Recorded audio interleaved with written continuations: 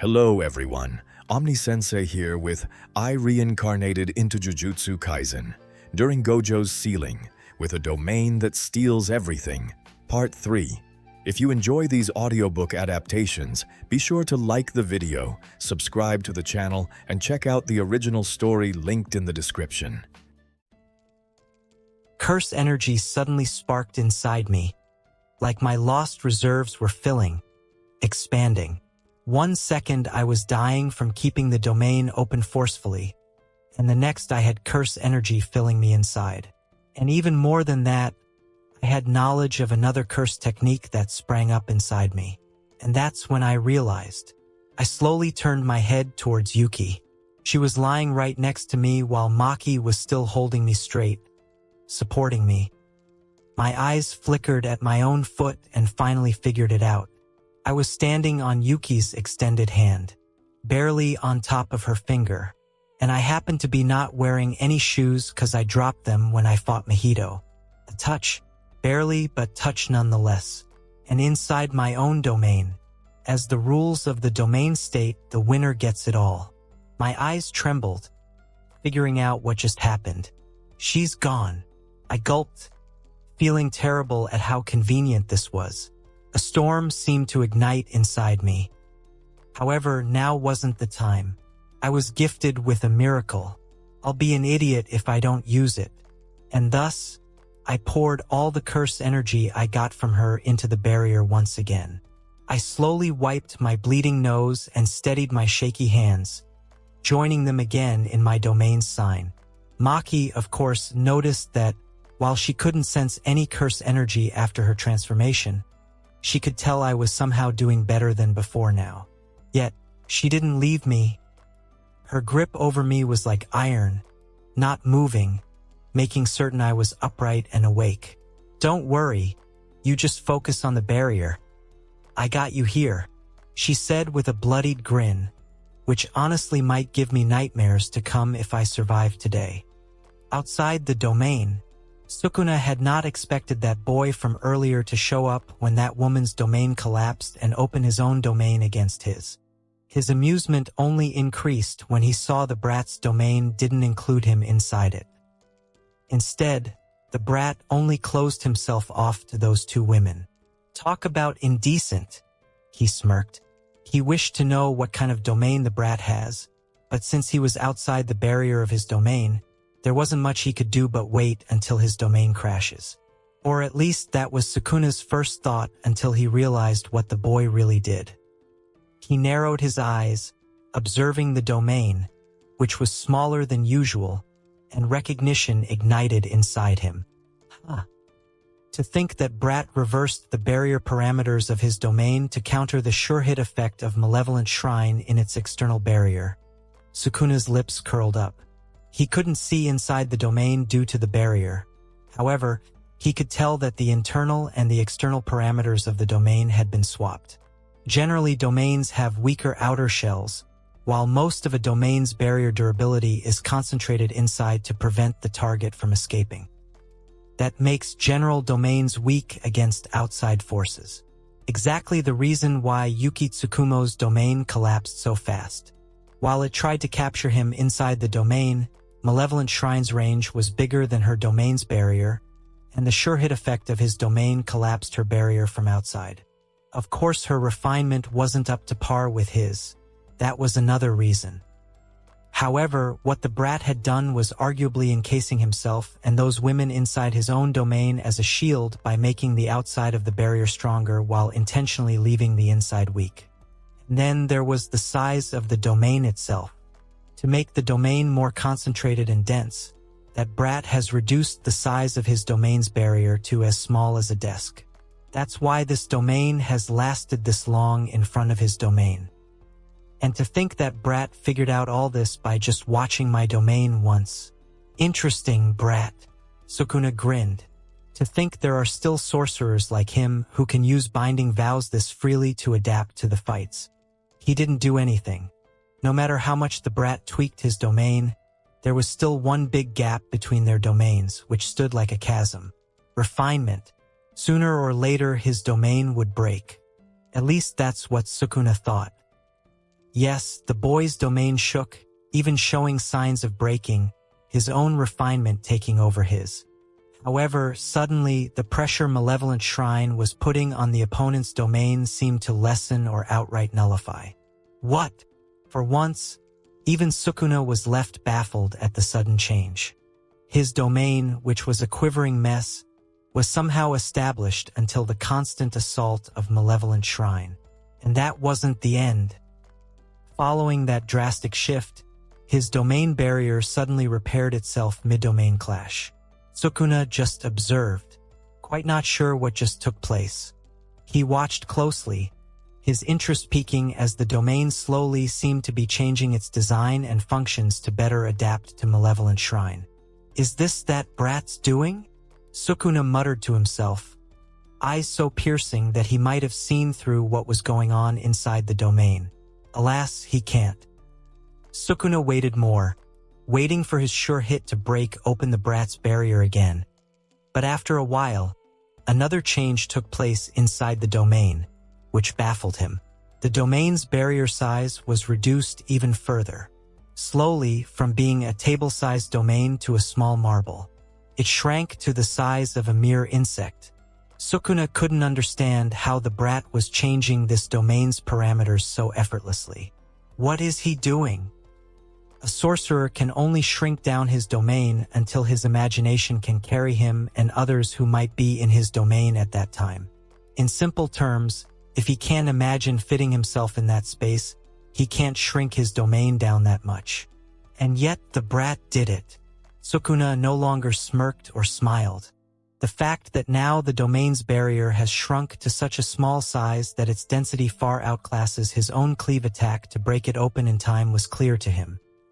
His smile for the first time faltered. Maybe I have to resort to that after all. MC POV. I had no idea what I was thinking, rushing in like that, trying to be the hero. However, I couldn't stop myself. The moment I saw Sukuna's domain, I knew my own would not stand up against his. It wasn't even a question. I knew it from the start. There was no need to even see his domain to clarify that statement any further. Yet, I came stupidly, standing in front of both Maki and Yuki and opened my domain with whatever little curse energy I had in stock after taking all of Maki's reserves. It was idiocy, but I didn't want either of them to die. And yet here I was, only alive cause Yuki died inside my domain after suffering from Sukuna's cleave and passed on her curse energy and technique to me. How ironic it was. Watching his domain, I have at least figured out a few counters, which I don't know how, but I implemented them at the nick of time. Alongside my binding vow with Maharaga, of course. I didn't expect we would make it out alive. However, as I look over the domain, our chances were rising. Maharaga had finished adapting to Sukuna's sure hit effect and refined my domain for that and was already working on the barrier. We might just survive this, given the barrier doesn't break in between. And as if my very thinking of something positive had offended the universe. I felt an intense heat erupt from outside the domain. Now's what's going on, Maki grumbled. She had enough of jujutsu voodoo for today. My mouth went dry, and my heart beat faster as I wondered what it could be. No, I already knew what it was. I just didn't wish to acknowledge that. Faintly, very faintly, I heard those words, and my blood ran cold. Fuga. Outside the domain, Sukuna had created his fire arrow, aiming directly at a marble-sized domain in front of him. Partly cause he didn't have much time left to control Yuji's body, and partly he just wished to see how an ultra-small and dense domain would defend against his fire arrow. Curiosity drove him more than bloodlust. Inside, I panicked, a full-blown panic. What is it? Maki asked, completely reading my panic state like an open book. He's gonna attack us with something more powerful. Even more powerful? Maki had one of those ridiculous faces people pull when they think the other person was full of shit. I ignored it. I was more worried about thinking how to survive that. It was so fast that nothing seemed to come to my mind until I decided to give everything I had currently to save myself. Trade it all away. That was my logic, just to survive. And then Sukuna finally did it. The moment he released his flame, the world within his domain twisted into a blazing nightmare as the fire arrow tore forward with overwhelming force, igniting everything in its path before detonating into a violent eruption that consumed the entire 50-meter radius. Fire surged like a living entity, spiraling and expanding, swallowing everything within reach as the aftermath left nothing but scorched ruin and a suffocating wave of heat that radiated far beyond the domain's boundary. From a distance, the watching sorcerers could only stare. What the hell was that? Kusakabe muttered, his usual composure slipping as he shielded his eyes from the sheer brightness of the blast. That was his domain, right? Kasumi Miwa asked, her voice trembling slightly as she tried to make sense of what she had just witnessed. How is that thing a domain, Sensei? Forget about that, Panda added, narrowing his eyes. What about that person who ran straight into Sukuna's domain? Kujisaki, who was that? Why are you asking me? Nobara cut in, frowning. I thought he was from the Kyoto school. I don't know, Noritoshi Kumo replied, shaking his head. He's not from Kyoto, and I don't recall him from Tokyo either. Really? Wait, you mean I was fighting beside a complete stranger until now? Toto blinked. Only now the fact that he didn't even bother to ask the boy's name felt wrong to him. Are you gonna ignore that Maki suddenly became strong enough to fight Sukuna alongside Tsukumo? Momo added. Mai just watched, the fire consuming everything, her heart breaking apart knowing her sister was there. That boy, he has a domain, Kusakabe finally added. That was a big deal. Even having a technique alone is special and that can grant you access to Jujutsu tech without much issue, let alone having a domain. We have to go there, Panda added. Are you mad we'll be burned to death? Nobara snapped. Everyone could do nothing but wait until the fire died down. And when it did die down, Sukuna was standing there, chuckling to himself as he saw the barely held domain in front of him. Then he laughed. Ha ha ha, I knew it. This one has potential. And then he clicked his tongue as his tattoos started to fade away. Dumb brat. Next second, Yuji took over his body again, looking at the destruction around him with horrified eyes. And in front of him, finally, the marble ball-sized domain, barely holding on to its shape, shattered. The first thing Maki saw when the domain finally shattered was Yuji standing there with a lifeless look on his face. And there was destruction, of course. Even she was barely holding onto her consciousness. Bloodied and injured as she was, she slowly looked to her arms. The boy had completely passed out against her chest, and unknown to even her, she was still holding onto him for dear life. Whose life? She haven't figured that out yet. She closed her eyes, pressing him harder against her bosom, and felt nothing. She quickly let go and brought her ear close to his chest and listened closely. Dum, dum, the heartbeat was there. She finally sighed in relief, as if a weight had been lifted from her chest. Or perhaps that was cause she had him against her all this time. Her eyes wandered over to Yuki. She was still there, lying lifelessly. Part of Maki wished to believe that the older woman had made it, but she knew better. Yuki's wounds were far worse than her own.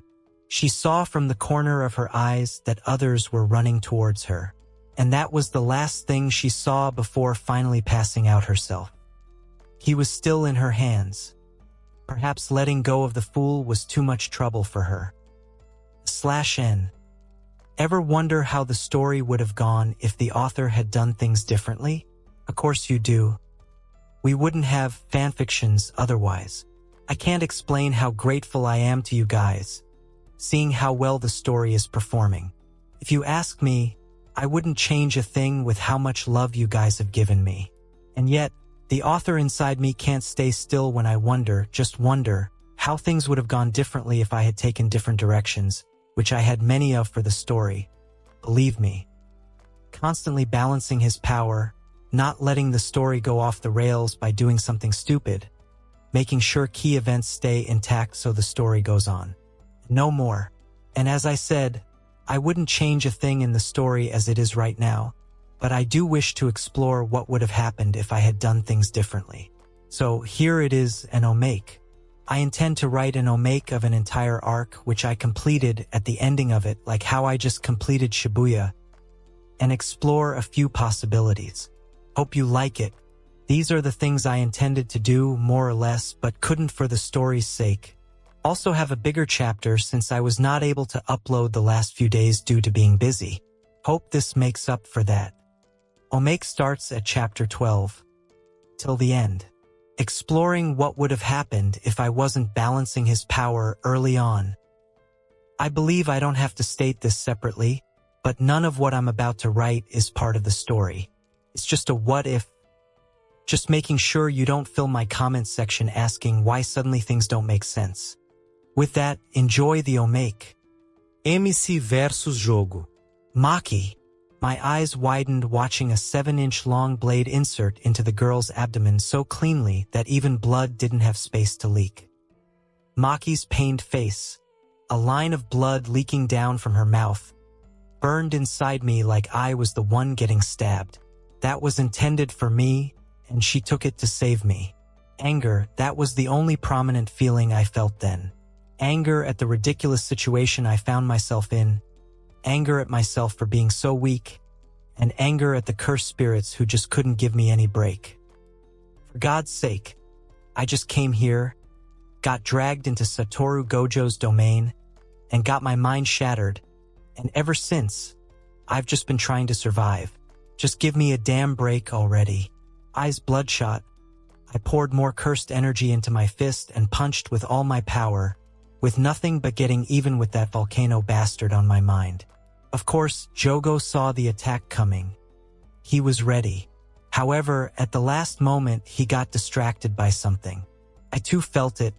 Malicious cursed energy. But I didn't care. I just wanted to punch him. Jogo's momentary lapse of concentration was enough for me to drive my fist right into his skull with everything I had. A shockwave tore through the station, followed by a bolt of black lightning, which I was quite familiar with. Black lightning erupted out of my fist, distorting the very space, and the next second, I felt a jolt of clarity inside my mind, and the special grade volcano head was airborne. The result was Jogo getting blasted into the wall of the lobby, breaking it outright, and still going strong until he met another building on the other side of the street. Before I knew it, I was already moving toward the damn cursed spirit, my eyes wandering toward Maki just for a second before snapping back at Jogo. The best way to help her is to take the special grade spirit away from here. I knew this, and so I did exactly that. I sprinted at him and halfway got ready to deliver a flying kick onto the curse, but he surprisingly moved first, moving out of the place just in time and rotating his body to land a haymaker punch at me. Adrenaline was coursing through my blood. I moved just in time, shifting my body midair and catching his hand, using my velocity and weight to throw him away. Both of us stood up just in time and were already rushing at each other again. My fist shot toward his face. He tilted his head slightly too easily, and my punch grazed past him. His counter came instantly, a straight strike aimed at my throat. I blocked in time, however, the impact still numbed my hand. But I found something.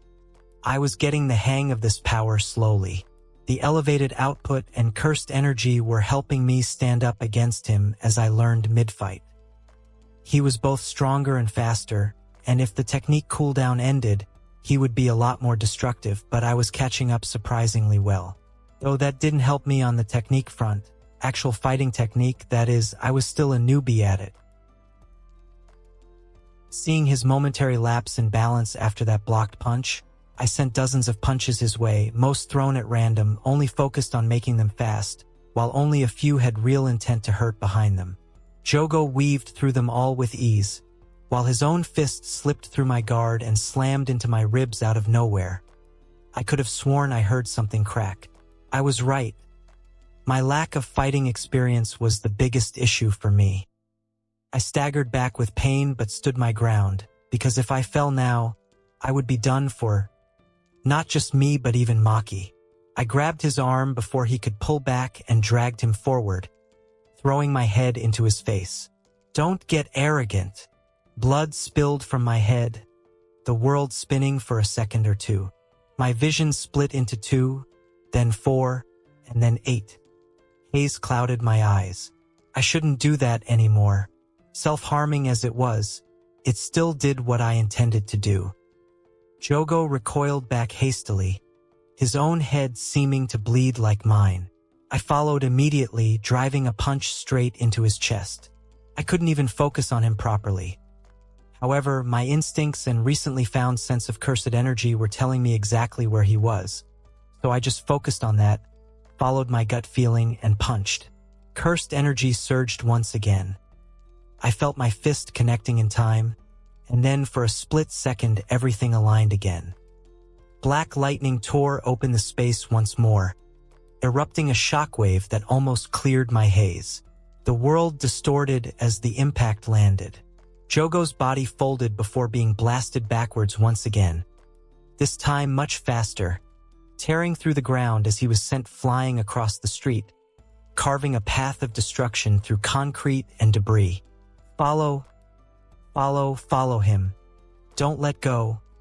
My mind resonated with only this mantra, hammering the point into every breath I fought for, because I couldn't let him catch his breath. However, that was when my mind snapped. Not the bad kind, but the kind that reminded me that it had recovered. My technique, it had recovered. It was much faster than I first anticipated it to be, and the obvious culprit was the 2 black flashes I landed. I didn't even have to think before my body was already moving. Gathering all the cursed energy into my hand, I pushed it down to the ground with force. The second it hit, the ground burst open. A crack formed along the side of the smoothly built Shibuya Street, and water came out like a natural disaster. Jogo noticed it, of course, but that didn't prepare him for what came next. A tsunami rose behind me. Water roared into existence, vast and violent, swelling into a towering mass that blotted out everything in its path before crashing forward with unstoppable force. The wave swallowed him whole, dragging everything along with it. Cars, debris, concrete, everything reduced to nothing more than weight in the current. And I knew this was my chance. I could end this fight now, this instant, and thus I ran along the destruction, chasing the breaking edge of the wave until I spotted him again, emerging from the aftermath, drenched and furious. He reacted faster this time, faster than I expected, honestly, slipping out of my landing spot by the nick of time. However, that was the plan. What would I have done falling on top of him anyway? Crush him to death under my ass? No, I just needed to get close enough. So I can do this. Domain expansion. My hands were already in my domain sign when I landed. Jogo's single eye widened when he realized what I was doing. He tried to move to stop me, but it was already too late. Death trade. Darkness swallowed everything. My domain's barrier was faster this time, much faster. I was getting the hang of it. As the barrier spread, so did the darkness inside my domain. The dark fog rushed out, covering the surface of the barrier, until everything was bathed in it. The familiar giant cross rose behind me, with weighing plates in its arms, and with its emergence, my domain finally encased us. As for Jogo, he was helpless. His technique was still on cooldown, so he couldn't use his domain to counter mine. However, he wasn't completely out of options. The technique that he learned to deal with Satoru Gojo was a trump card he held in his hands.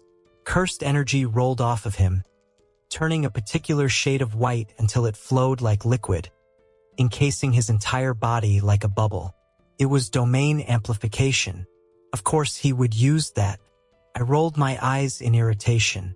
Should have thought of that earlier, that he also had that move in hand. I exhaled slowly, not letting my anger distract me.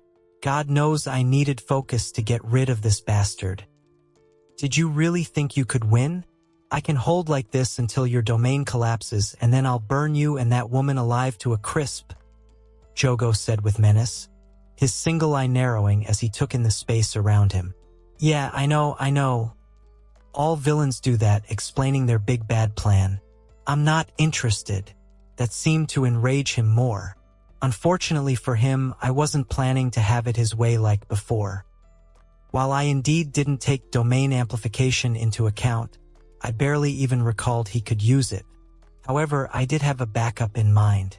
Jogo was already moving, right at me.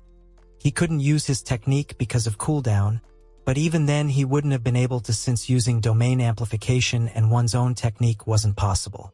It goes against the nature of Jujutsu itself. So instead of throwing another fireball at me, he came himself, fist pulled back, aiming right for my head. And just as he was near, something intercepted him. Just as his punch was near my face, it was stopped by another hand. A smirk curled up at my lips at the cursed spirit's astonishment when he saw who actually stopped him.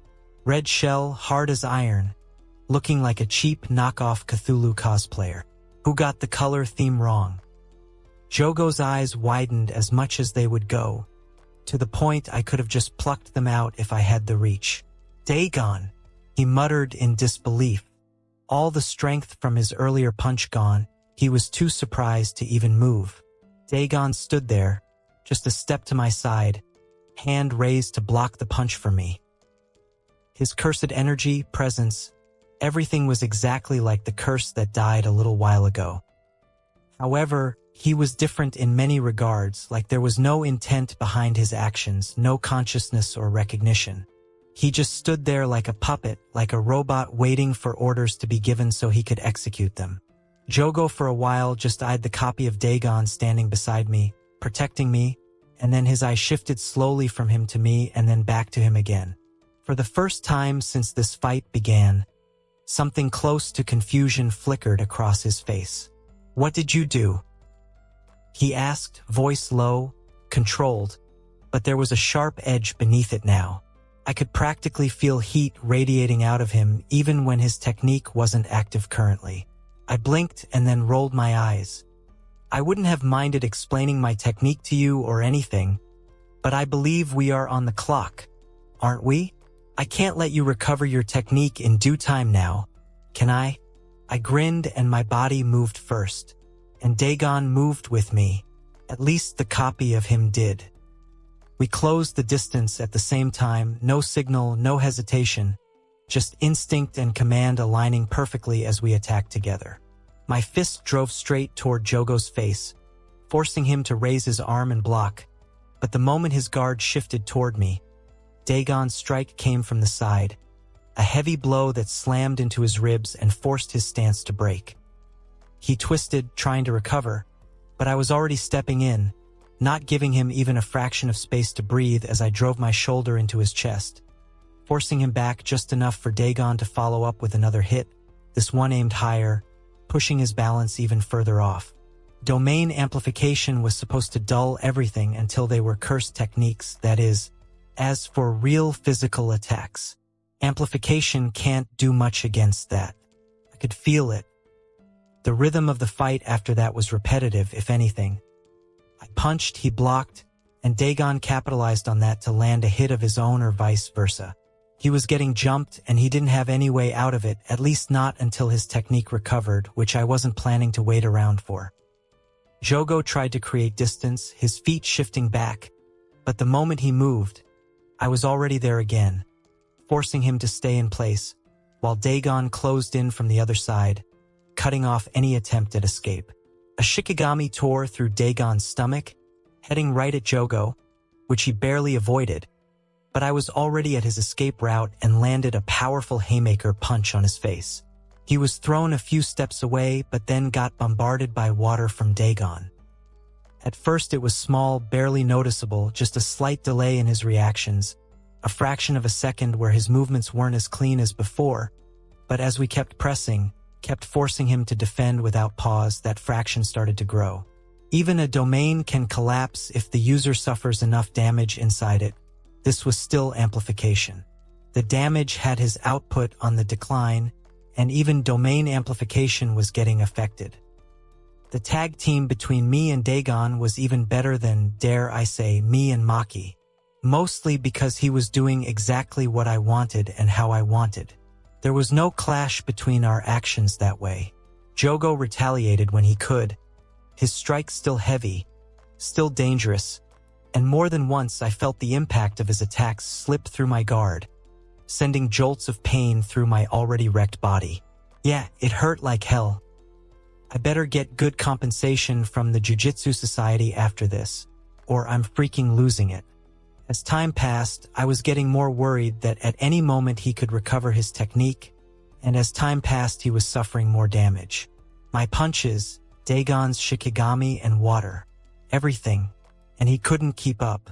His breathing grew heavier, his movements now rougher, and the cursed energy around him flickered, just for a moment, then stabilized again. Just a little more, and he will have a lapse in his focus, just enough for that amplification to wear off. Because when that happens, I can actually use my domain's function. I force myself forward again, ignoring the pain all over my body, throwing another punch just to keep his attention on me, and as expected, he blocked it, his focus shifting, and that was when Dagon's next strike landed clean. A solid hit directly on his volcano head, strong enough to make his entire frame shudder. And just then it happened, his amplification broke. I didn't hesitate, not when I finally had that opening that I wanted. First trade, I won't use Dagon as a fighting companion, and in return, you shall not use any anti-domain techniques. The domain responded to my will instantly, the weight in the air shifting, and a little further away from me, Dagon's image flickered out. He was no longer for me to use until I changed the trade rules. Jogo felt it instantly. He could no longer use domain amplification.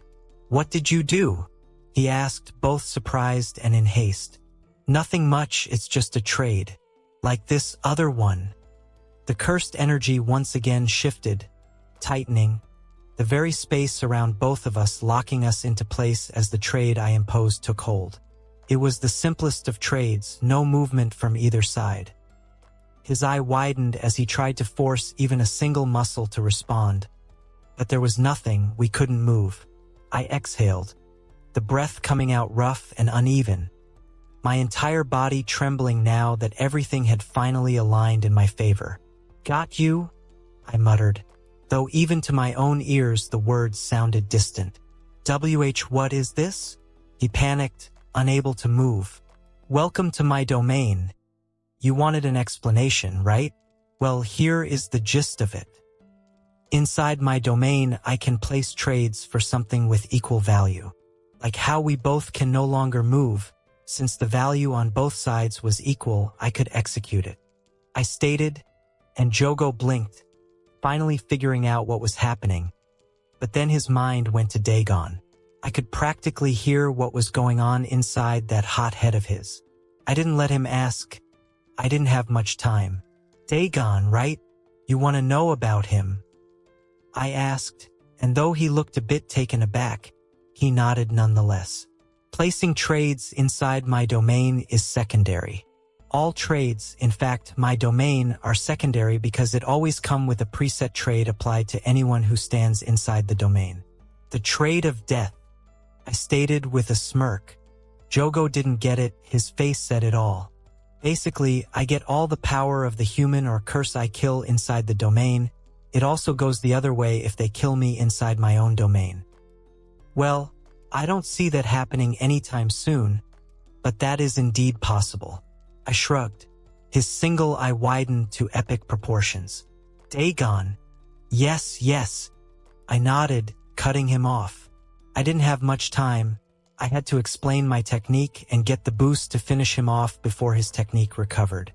"As for your friend, you see, besides using the power of those who died inside my domain, I can manifest them as well. There are two ways, one outside my domain, which rather permanently erases their power, but they appear as a secondary fighting unit outside me, so their use of their technique doesn't exhaust me or use my cursed energy. Though later on I lost everything I had from him. This one, which you saw, is a far more economical way. They only appear inside my domain and are not as strong as their original selves. However, I get to keep their technique and power for later use. Nice, isn't it? I winked. Jogo was flabbergasted. Was that even possible? What kind of God-sent technique was this? Anger clouded his mind when he realized that his friend's power was being stolen, and this human wasn't letting him rest even after he was gone. However, he was helpless. He couldn't even move, let alone do anything. And what now? We both can't move. What is your great idea? Wait until the domain is down or my own technique recovers, and then I'll kill both you and that woman out there by my own hands. I'll avenge Dagon, Jogo stated. I just rolled my eyes, mostly ignoring him. Dude, if I didn't have a plan, why would I have done it? Third trade. Exchanged cursed techniques between us temporarily. Huh. Jogo blinked, angry at how easily I ignored his claims, but also confused at what I meant until he felt something inside him. Like his very essence was changing internally. Cursed energy inside changed, twisted. The fire building inside him suddenly lost its heat, changed by something much calmer and colder. Water. He felt like drowning. He felt like his very nature had been altered. And on the other side, I felt a jolt of heat ring inside me. There was so much that it almost felt like being burned alive. However, I controlled the heat in time. It was his technique, a trade between techniques, only possible as long as I had another technique outside the main original technique, death trade, to trade in. What did you do? Jogo shouted. He hadn't felt this uncomfortable in his entire life. It was understandable. Unlike humans, curses are very closely linked to their techniques. Their very nature revolves around it, in fact. So, if I were to change his technique for mine, it would affect him, especially when the given technique being traded actually came from Dagon, a water-based Shikigami, the exact opposite of Jogo. I checked out my own hands, focused, and slowly the fire came to life. It was hard, but I could use it. Since it was a temporary exchange until Jogo died, my control was worse than what was possible with his fire. Good thing it's only in name, called Technique Burnout. I chuckled to myself, otherwise I would have given a completely usable technique to Jogo in exchange for a technique that was still on cooldown. In reality, while it was called Technique Burnout, the part of the brain where the technique exists is at burnout, not the technique itself.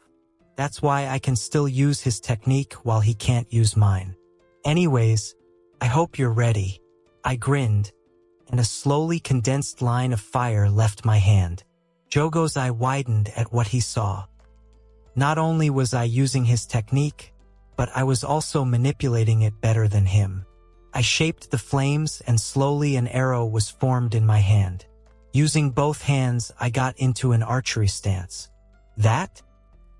How is this possible? Jogo muttered in disbelief. Why not?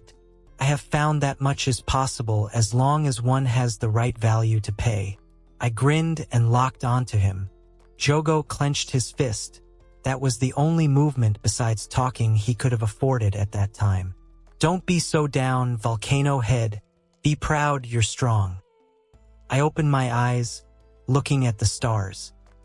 Once the fight against Jogo was done, I felt his power submerging into me, and the feeling of growing stronger was so intoxicating that I let myself fall and enjoy the cool breeze of Shibuya. The fact that I was currently lying on cold, hard concrete streets and half of my view was covered not by lazily drifting clouds with the moon hanging behind them, illuminating them beautifully, but instead by skyscrapers of Shibuya City, didn't diminish my mood in the slightest. If anything, it made it better. It reminded me that there are always troubles and problems. I just have to focus on the brighter side. I let out a sigh and inhaled. Not the desperate kind, the ragged, broken gasp clawing its way out of dying lungs, but an actual breath. One that filled my chest properly, slow and heavy, like my body had finally remembered how to exist without fighting for it. The night air of Shibuya felt colder now, or maybe that was just the absence of Jogo's flames trying to roast me alive for the past hour. Him, Dagon, and those multiple curses altogether. Either way, I was alive, and more than that, I was stronger now. Gaining power from one special grade is one thing, but stacking power from two of them, and a curse of Jogo's level. Let's just say it wasn't subtle. It wasn't something I had to think about or test to confirm. I felt like I could rip off those skyscrapers and throw them to the moon, and they would reach it. I felt like I could punch the earth and the city would cease to exist. I felt invincible, a very dangerous and wrong assumption people make when high on power. This was just the confidence that power brings, I guess. And it was amazing. I flexed my fingers slowly, watching faint traces of cursed energy curl around them. First came water, and with a flick of my finger, it evaporated until fire replaced it. Damn, this is what I'm talking about. Power. Real freaking power. And that was it. The high didn't last as long as I expected.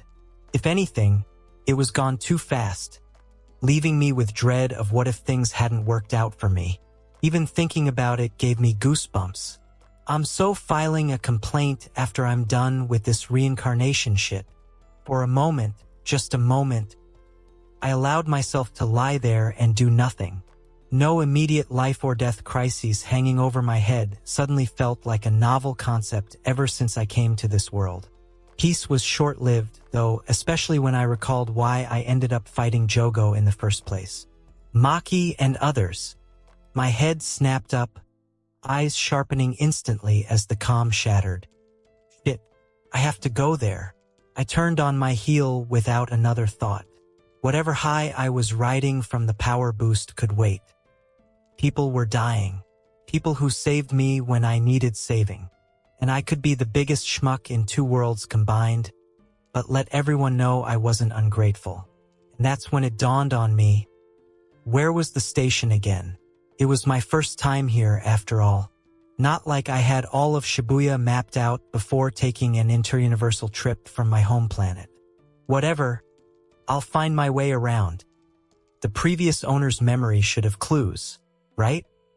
I darted forward anyway, planning to figure things out on the way when suddenly my eyes fell on something, which put a quick pause to my acceleration. Something crunched under my foot. I frowned slightly, looking down, expecting rubble or debris. Instead, my eyes landed on a cloth scroll lying half-buried under broken concrete and dust. Burn marks lined its edges, the fabric slightly charred but still intact enough to hold its shape. Someone lost this? I narrowed my eyes. No. I could sense it. I crouched down, picking it up slowly. The moment my fingers brushed against it, a faint pulse of cursed energy ran through the cloth. Not aggressive or overwhelming, but noticeable enough to make my instincts twitch. Great, more cursed bullshit. I let out a weary sigh and unrolled it. Gotta see what I was dealing with here. What the hell? 10 objects lay neatly wrapped inside. They were fingers, like mummified fingers, all dried up, black, and creepy looking. The moment I looked at them, something stirred in the back of my mind. Not a clear memory, just vague recognition that they were important. I had this strange sense that I should know what these were, but I couldn't recall it right now. Damn it! I muttered under my breath, brows furrowing as I stared at them. I'll take them with me. Why? I had no idea. Gut feeling, let's say. It's better with me than lying here in the streets for someone else to pick up. Carefully, I rolled the scroll back up and tucked it under my arm. Whatever these were, leaving them here felt like a bad idea. And given my track record today, I was trying very hard to avoid making more bad decisions. Now, where is that station? I started moving, trying to recall where I came from, following the signs of destruction I created and the broken memories I had of the previous owner of the body. anything that could point me toward where I needed to go. A few steps in, I found myself stopping once again, though. You've got to be kidding me. A thin trail of blood stretched across the ground ahead, dark and fresh against the broken concrete. It wasn't splattered randomly either. It was consistent, dragged, like someone had been moving while bleeding out. I stared at it for a long second. Then I looked back over my shoulder, in the direction I needed to go. At least I hoped that was where the station was. Meh, not my problem. Maki and others are more important. I said it out loud. Doing that would be stupid. Don't be stupid. Absolutely not my problem. My foot turned slightly. They say curiosity kills the cat for a reason, you bastard. I started walking, in the direction of the blood. God damn it. I'm not certain about the cat, but I'm dying a street dog's death if I keep doing this. I dragged a hand down my face, already knowing I'd regret this. Still, I followed it. Why? Perhaps I was high on power and wanted to test it out. Perhaps I wished to save whoever this blood belonged to and be the hero. Or maybe it was just my nature to seek trouble. I wasn't sure, but I was going there nonetheless. The further I went, the heavier the air became. Not physically, but something was there. A tension building that I could feel. Well, I'll regret this one way or the other. Better regret going instead of letting it go, I guess. And eventually I reached there. Wherever this was, and I happened to see them. Fushiguro. Narrowing my eyes, I recognized the boy. He was the one who broke into Mai and Dagon's domain clash with his incomplete domain. I did recall him from the anime a bit, but I was going with how Maki called him, Fushiguro, for now. He was kneeling, barely upright, his body covered in blood, breathing unevenly. In front of him stood a blonde guy with a sword, posture relaxed in a way that made my skin crawl. Like this was entertainment. It most likely was for curse users like him. Sickos, a bunch of them. I sneered internally. Well, since I was here, I could lend a hand. I moved toward them faster, and that's when my body, mind, and soul sent danger signals ahead. Spider-Man might blush at how hard my senses were tingling currently. Forget this ominous premonition. I was seeing a disaster ready to unfold and still couldn't pinpoint why I was feeling it until I saw the boy's hands, the sign he was forming. My breath caught. No, you damn spammer. Don't you do that. There are many things one can forget, but not a monster that could match the strongest in the series. I rushed to stop him. I moved before I even finished shouting. My body surged forward, faster than I had ever been, the ground cracking under my feet as cursed energy exploded outward to propel me.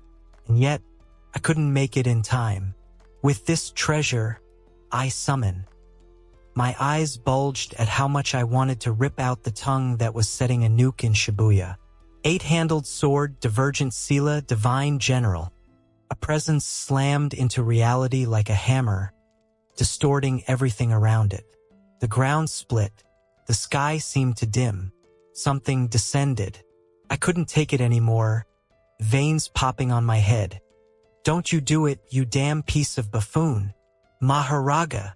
A massive figure stood where nothing had been a moment ago. Eight-handled, will turning slowly above its head.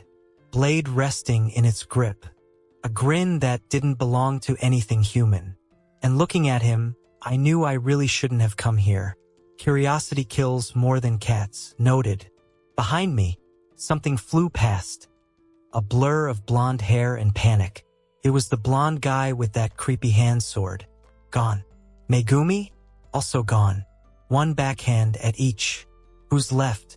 Maharaga turned toward me, and from my soul, I screamed, "Damn you, Fushiguro!" I closed the distance in an instant. No warning, no build-up, no dramatic wind-up to signal the attack or those aura-farming walks. One moment Maharaga stood across from me. The next it was already in front of me. Its massive frame blotting out everything else as that sword came down in a clean, merciless arc aimed straight through my torso. My body moved before my mind caught up. Turns out my instincts and reaction time had also improved by stacking the power of 2 special grades. I twisted sideways, cursed energy flaring instinctively around me as the blade passed so close I felt the air split against my skin. The ground behind me didn't fare as well.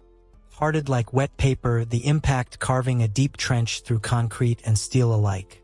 Sweat seemed to form on my back, seeing the destruction one casual swing of this monster could cause. Yeah.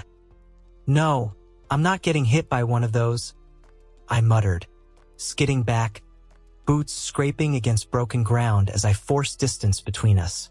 Stay away, please. I had seen enough, fought enough, and certainly almost died enough for tonight. Thank you very much. He charged once again and I stepped in, because if I didn't, then I was just that much of a bigger target. My foot slammed forward, cracking the ground beneath it as I drove my fist straight into Maharaga's midsection with everything I had. Not technique, not finesse, just pure, reinforced cursed energy behind a single punch. The impact landed, and for a split second I felt a colossal shift in the air. To even my surprise, it worked. Barely, but it worked nonetheless. He was driven back a few steps. Oh, almost forgot that I'm strong now. Guess I'm not completely screwed yet. The thought barely finished forming before Maharaga's fist came crashing down. I raised both arms on instinct, cursed energy surging to reinforce every inch of my body. The impact hit like a falling building. My feet sank into the ground, cracks spiderwebbing outward as my entire body screamed under the pressure. All that earlier newfound happiness of my increased strength, gone in an instant. This thing in front of me was real power. Goddamn, he got some muscles. My arms trembled, muscles felt like tearing, and bones threatened to give way as I struggled to hold the blow. Perhaps taking direct attacks is still a bad idea. I admitted, ego be damned. Survival comes first. I wasn't getting one shot. That was literally my job here. The laugh came out half mad, half relieved as I forced my body to move, twisting under the pressure and slipping out from beneath his fist before it could crush me completely. Strange how even at times like this my brain refused to take anything seriously. I have a suspicion they reprogrammed it when they sent me here. Nothing else makes sense. Okay. Focus on the fight now. Maharaga turned toward me again, expression unchanged. That same inhuman grin carved into its face as if none of that had mattered. Oh, I'll make it matter, you decrepit, ugly meat. My eyes flicked to the wheel above its head, watching it carefully. That was the real problem here. Well, not the wheel itself, but what it represented when it turned. The Divine General's adaptation. Maharaga moved again. This time I met it head-on. Our fists collided mid-charge, the impact sending a shockwave tearing through the surrounding ruins as the ground beneath us gave way. He was strong, there was no doubt about that. However, not by a very big margin. Yes, a Shikigami has more physical might. Anyone could tell that just by looking at his size alone. But my newly improved reinforcement, with higher cursed energy output and control worth 2 special grade curses, was doing wonders for me. My reinforcement had really improved.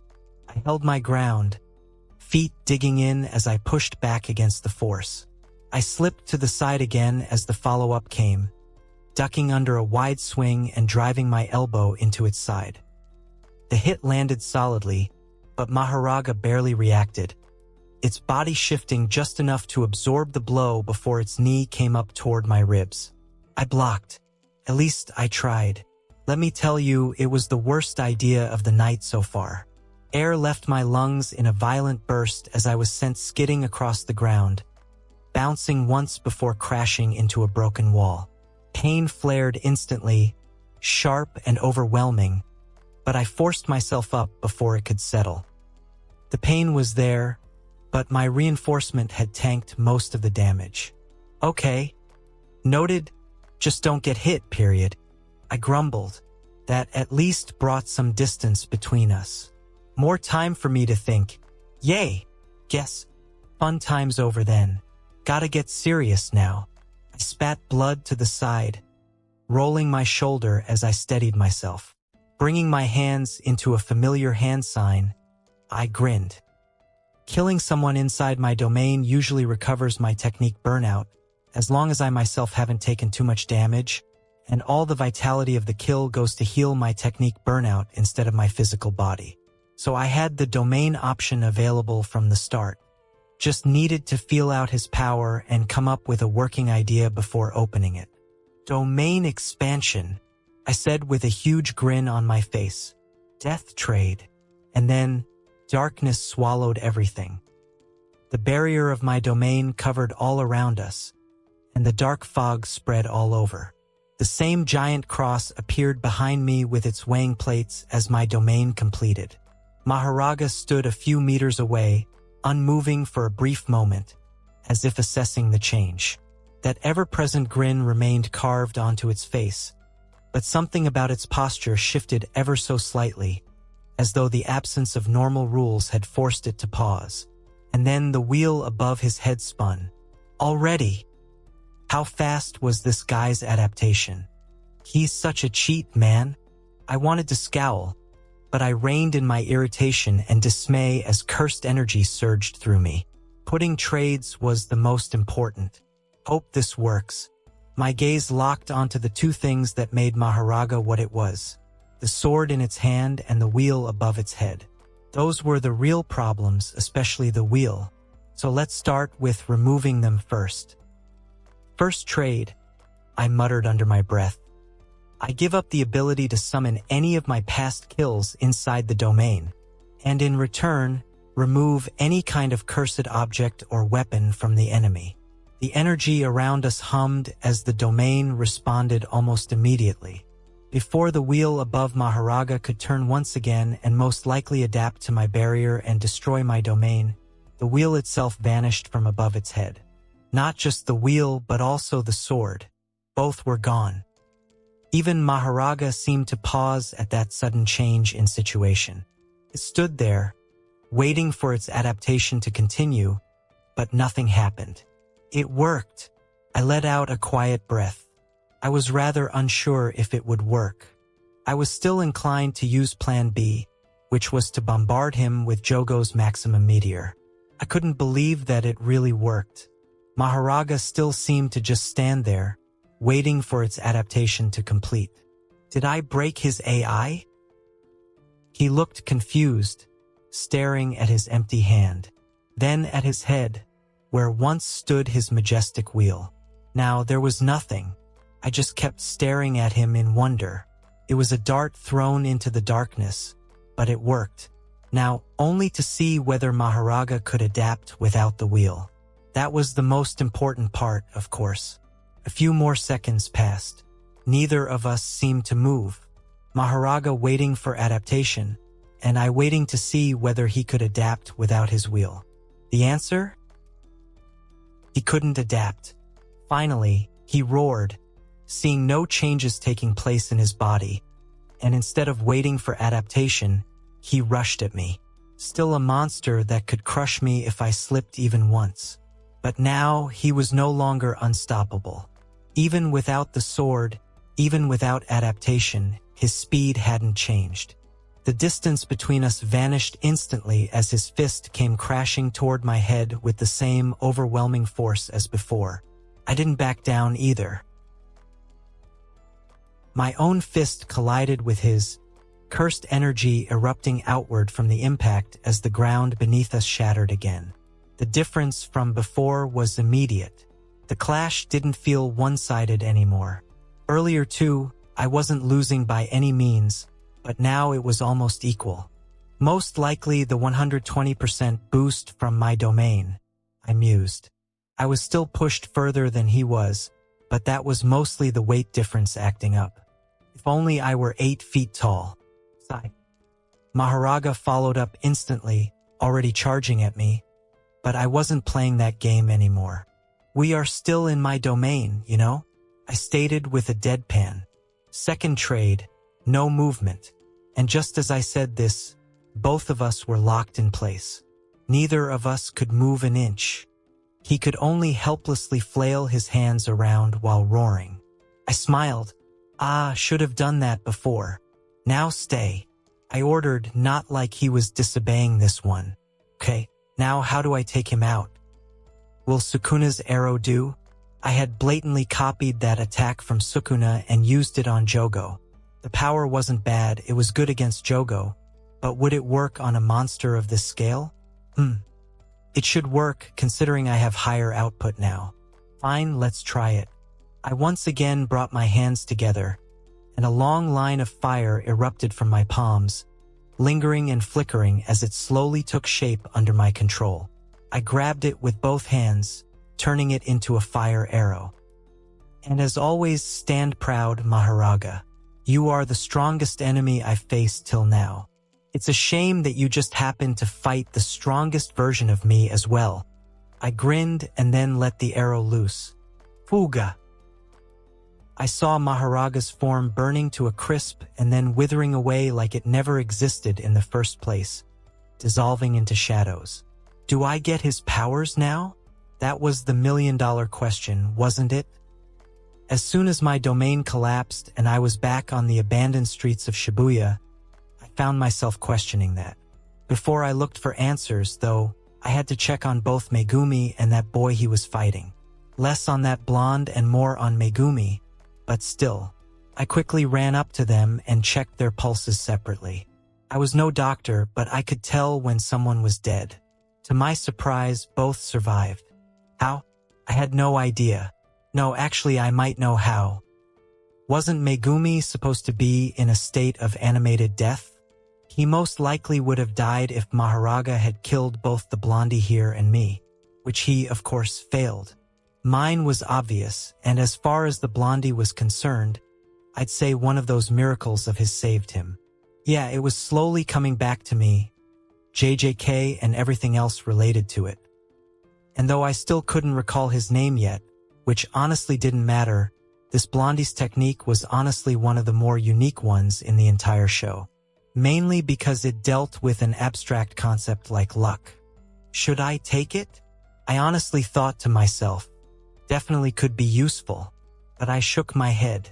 While having more lives is good, I'd rather have more firepower to save the one I have.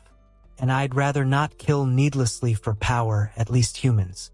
I turned towards Megumi. While alive, the poor bastard didn't have that blondie's luck to soften the blow from Maharaga. I brought my ear near his heart and it was barely responding. Yup, he is a goner. I shook my head and sighed. If memory served right, then only Shoko could save him currently. However, I didn't know where she was stationed right now.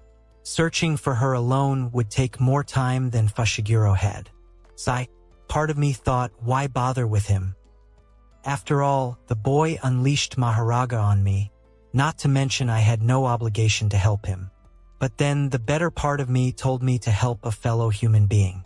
The boy wasn't bad, and I was stuck in the middle of it all. I thought about it for a while until I found a way. Well, at least I thought it was possible. Time to use what I got from my recent haul, I guess.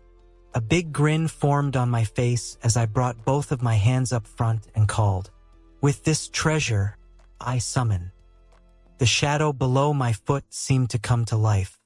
My shadow moved on its own, and before I knew it, a giant figure emerged out of it. Maharaga! I grinned. Yup, I got him in his entirety. I was thinking more along the lines of his adaptations, but that didn't work. Perhaps a Shikigami's powers are not suitable for me to adapt or something. Can't say for sure, but having him as my personal Shikigami, who I could order around, was the next best thing. And the good part is, I didn't even need the 10 Shadows technique to summon him. He just did everything Megumi could do with him for me, even without the actual technique. I looked at the giant figure and then at the wheel and the sword, which were back on Maharaga's person. Good. I nodded in satisfaction.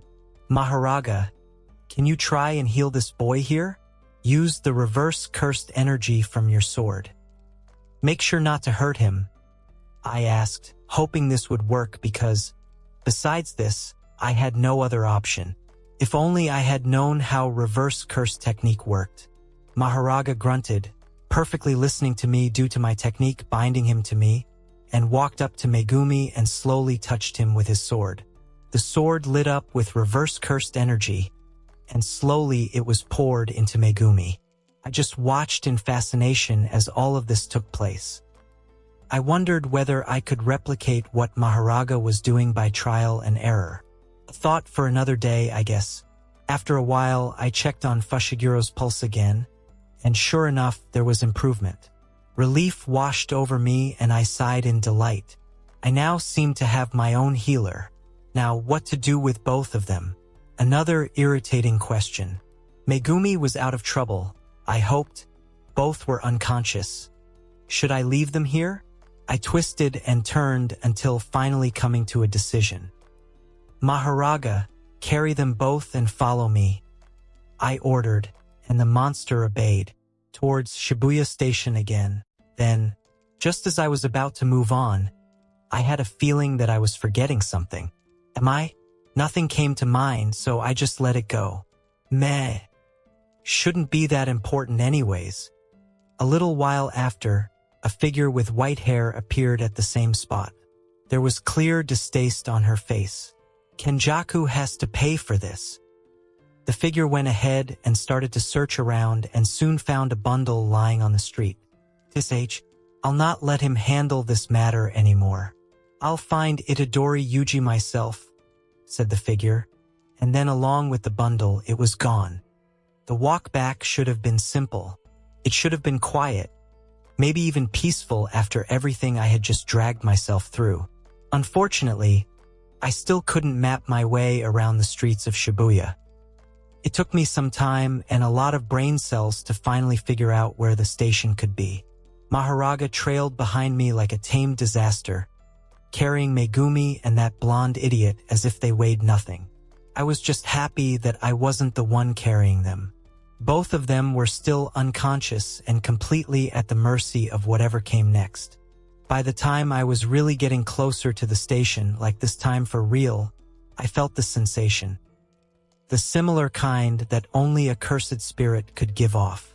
A few more steps ahead and an unfortunate turn by the alley, and we came face to face with the source of that feeling. Patchwork skin, blue hair, that disgusting smile while playing with his disfigured human toys. Mahito. For a moment, neither of us moved. His eyes flickered from me to Maharaga, to the unconscious bodies being carried behind me, and then back to me again. I was the same, just staring at him, not even surprised anymore. God knows nothing can surprise me anymore at this point. I was dangerously starting to get used to bad luck. Sigh. I just kept looking at him with boredom and disinterest. I really didn't wish to go through him again. Wasn't there enough fighting for today? Mahito's eyes finally landed on me. And then, just like that, his grin widened, stretching across his face like he had just stumbled upon the greatest entertainment of his life. Wow! What a jackpot! He muttered, tilting his head, his gaze practically sparkling. A strong sorcerer, 2 broken toys, and that thing behind you. Can I touch them? No.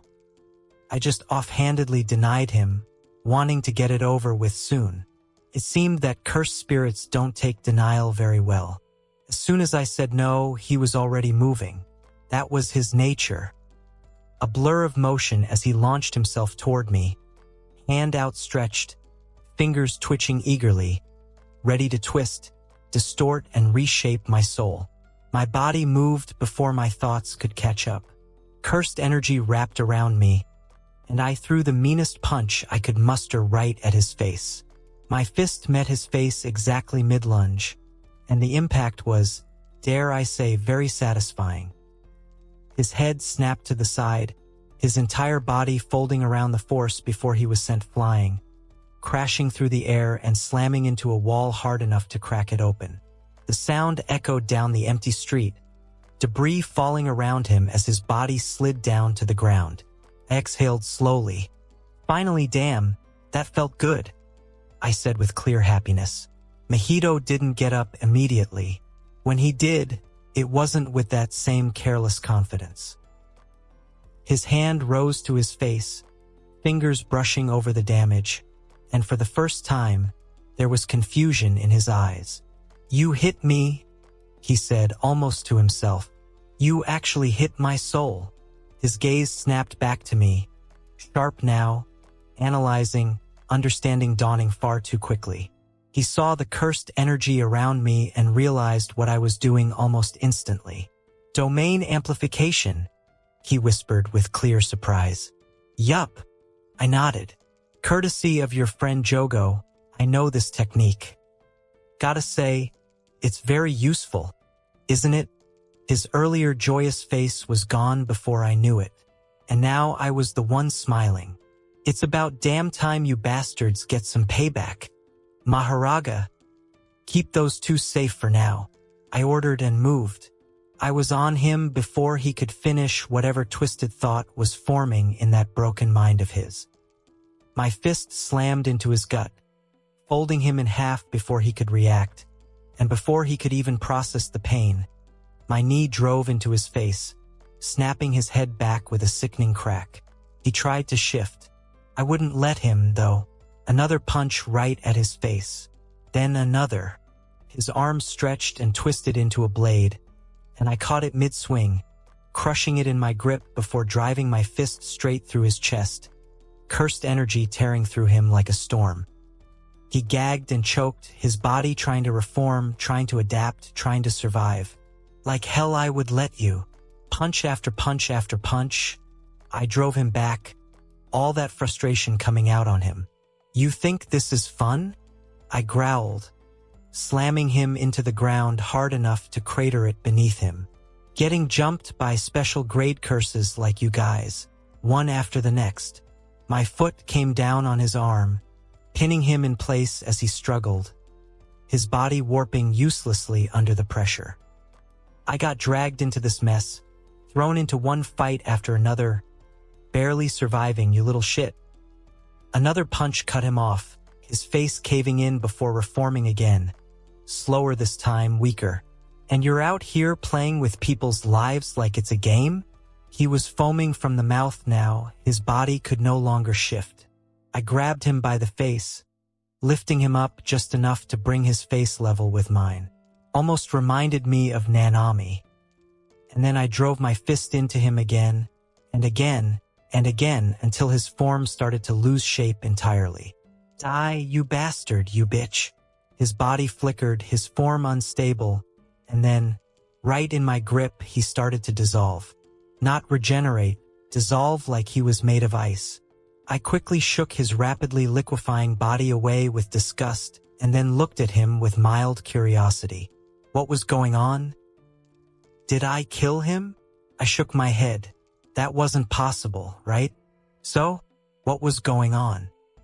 And then it hit me. A clone, I muttered, watching as his body broke apart, piece by piece, like ash in the wind. That was when I recalled that the bastard could make clones of himself. It was too late by the time he was gone, though. I stood there for a moment, breathing heavily, staring at the empty space where he had been. My hands were still clenched. I was not satisfied with that payback. I needed more. What I did didn't even begin to cover how much trouble I had faced until now. Of course, I exhaled, running a hand through my hair. Of course it's not that easy. I turned back, my eyes drifting to Megumi and the blonde idiot still hanging off him. Unconscious, completely defenseless. I clicked my tongue in annoyance. Sorry, but I've got a cursed spirit to hunt. Maharaga, put those two down there behind that garbage can. And follow me. We're gonna hunt that bastard down. I shouted, already running away, while Maharaga did exactly what I asked him to do before following me. Took some time, but I found him exactly where I expected. Running. The bastard was trying to run away.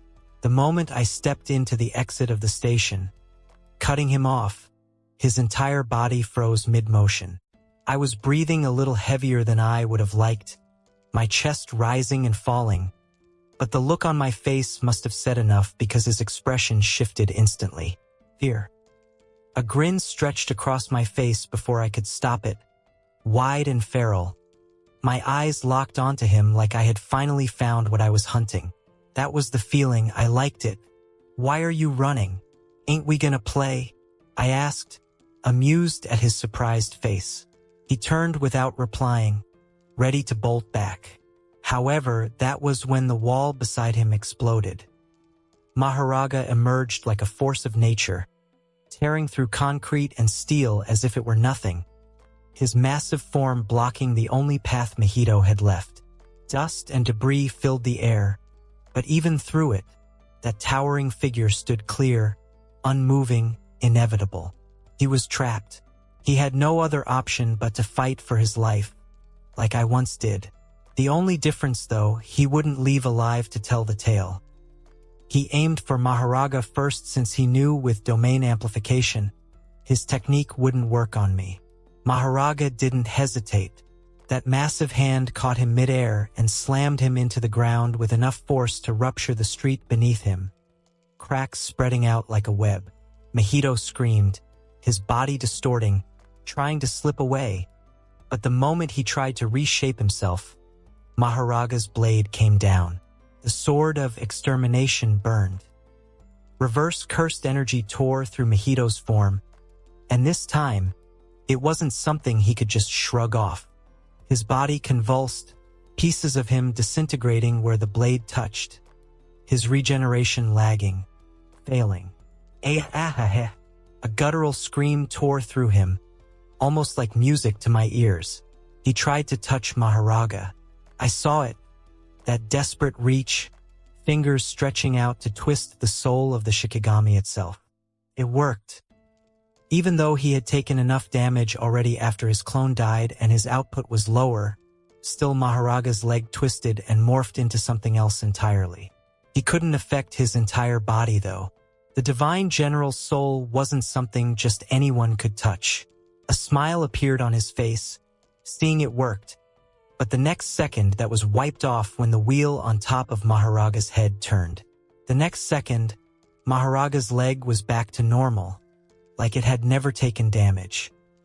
And then Maharaga moved again, faster, sharper, his strikes landing with a precision that wasn't there before. Though none of his current attacks did much damage outside the sword of extermination. But I had to stop that. I wasn't planning to just let him die after all. So I tag-teamed with Maharaga again to beat the shit out of him. Every attempt to escape was cut off, every transformation beaten down before it could stabilize. I drove my fist into his side, folding him, and Maharaga followed with a downward slash that nearly split him in two. Mahito staggered back, barely holding himself together now. And then he snapped, desperation leading to only one end. Domain expansion.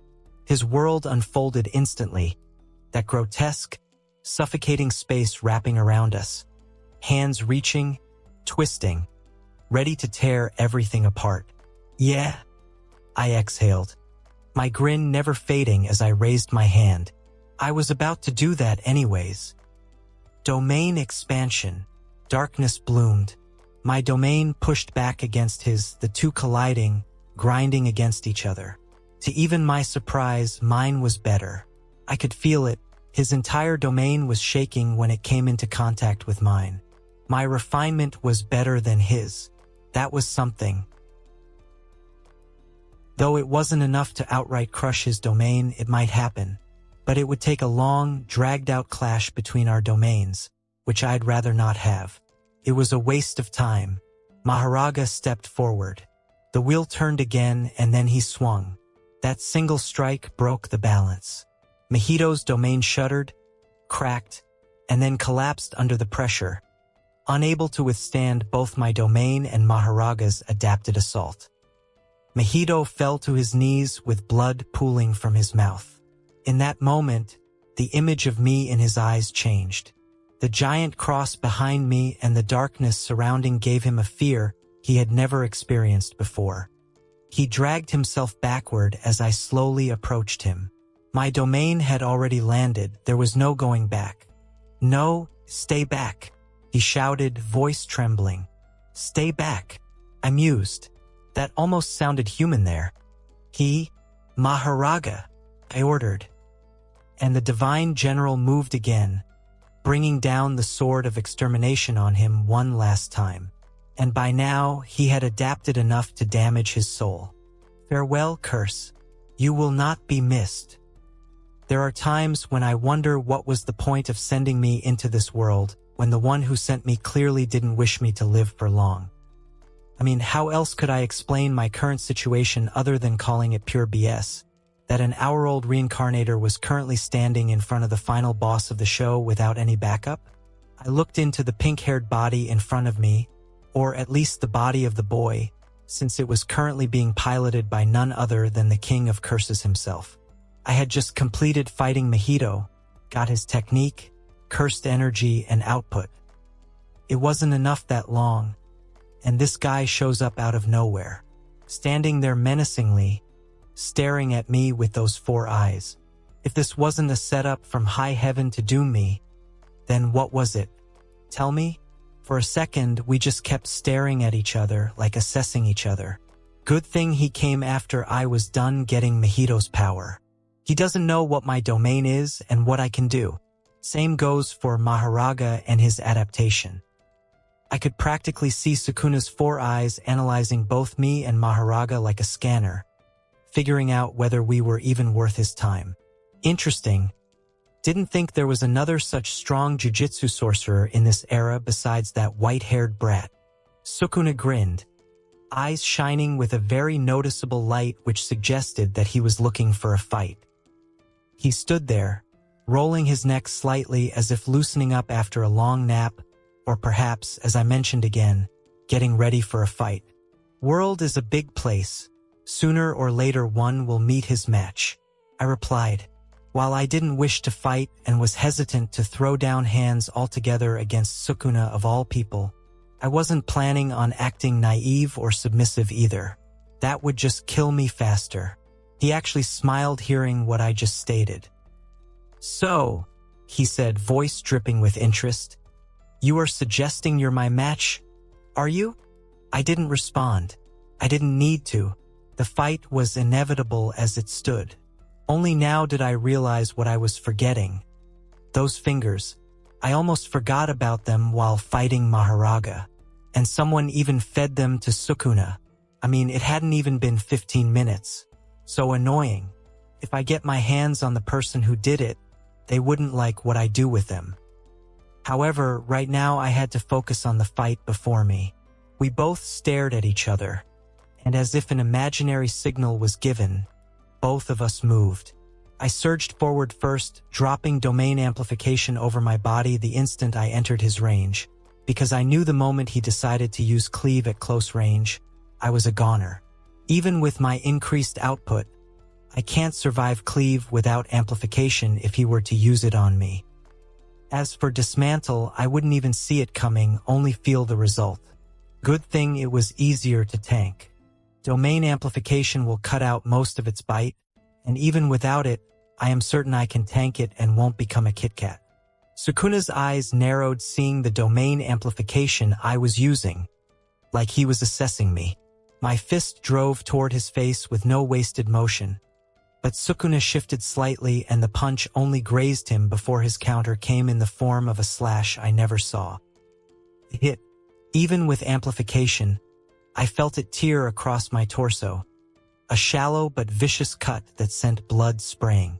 Yet it didn't split me open, and that alone told me everything I needed to know as I immediately disengaged, switching off amplification and using Dagon's water. Sukuna grinned and sent more dismantles toward me. I could tell by how my water was cut open midair. King of Curses for a reason, but I wasn't fighting him alone. Just as I created an opening, Maharaga came in from the side without pause. The massive blade crashed down toward Sukuna's shoulder, forcing him to actually move this time instead of casually deflecting, and the moment he stepped aside, I re-entered from the opposite angle, switching back to domain amplification mid-step and driving my elbow toward his ribs. It was crucial that I used domain amplification near him. Otherwise, I wouldn't even know when I would be cut apart. The hit landed solid enough to shift his stance, but his retaliation came instantly. Cleave activated the moment his hand brushed past my guard. I felt it bite. Even with amplification, it cut deep enough to make my vision shake for a split second. A nasty wound tearing across my side that would have ended me outright without the defense. I immediately jumped back, dropping amplification and forcing Mahito's technique to patch the damage while Maharaga stood in front of me, taking over the fight to block while I healed. I'd rather he not know I was using soul-based healing, or he would start targeting my soul next. Maharaga pressed him again, blade swinging in heavy arcs that forced Sukuna to either block or evade. Sukuna chose neither of it. By the speed and strength alone, he could tell that it wasn't any ordinary Shikigami. So, the real question for Sukuna was whether this was a Shikigami related to a technique or if it was tamed outside of it. I had so far used amplification and water. There didn't seem to be any clear relation between that technique and this Shikigami. At least for Sukuna, there wasn't any connection he could sense. So he had to figure out what connection was there, or if the Shikigami itself had anything more than just brute force. And thus, he attacked instead of dodging. Kai. He sent a dismantle at the Shikigami. Dismantle carved into Maharaga's body. Deep cuts appeared on his chest, and he was pushed back a few steps. Good. A smirk rose on my lips before I quickly lit my hand with cursed energy and attacked him with a stream of water, covering everything visible in flowing water. Will it do anything to Sukuna?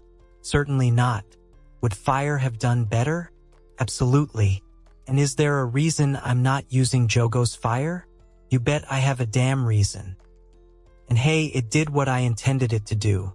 It distracted him long enough for me to find out that the wheel on top of Maharaga certainly turned and he got healed, and that now somehow his cuts weren't doing as much damage as time went on. Yeah, that was the reason I used this futile attack. Before the water screen I created was gone, I rushed in again, alternating instantly. Amplification on as I entered, off the moment I attacked, keeping the rhythm tight so he didn't have much time to think. I had to buy Maharaga some time to adapt. Sukuna, on the other hand, if nothing else, looked amused at the display. He blocked my punch, his eyes still lingering on Maharaga, who had been healed. Interesting, Sukuna spoke as his lips curled up. Gods know what he found interesting, but I wasn't letting him concentrate too much on Maharaga. I threw several punches at him, and he quickly shifted his attention back to me. He adapted fast enough as he started blocking and evading all of them. Faster than anyone I had ever fought. He started timing my switches, slipping his dismantles in the exact moments my amplification dropped, and even if I couldn't see them, I felt them. Shallow cuts stacking across my body, forcing me to heal again and again while keeping my stance intact. And the worst part was that I couldn't directly heal in front of him. He was observant enough to figure out I wasn't using RCT. Just as I backed off, Maharaga was there to substitute me. He went for a full power punch at Sukuna's head. The King of Curses instead went ahead and showed his might by blocking the punch with a single hand. Even though the ground beneath him cracked up, he didn't budge. And then Maharaga took another full hit. This time, cleave. The difference was immediate, the slash biting deep into its frame, almost cutting him in two. It might have done it if Maharaga hadn't already started adapting to the slashes before. Next second, I was already there in front of Sukuna, covering Maharaga while he adapted one more time and fixed his body. However, Sukuna didn't seem to be interested in fighting me currently. He sent a more powerful dismantle which collided with my amplification and drove me back. Didn't do a lot of damage, but I couldn't reach him in time. The wheel turned again and Maharaga's body fixed itself. Sukuna seemed to be more excited at this, and sent more attacks at the Shikigami, and the next exchange changed everything. Sukuna's following slashes didn't cut as cleanly, didn't land with the same absolute certainty. They were doing less damage, far too shallow. I saw Sukuna's eyes flick upward for a fraction of a second. Toward the wheel. Alright, it's not like I can hide that from him forever. However, he wouldn't figure it out immediately.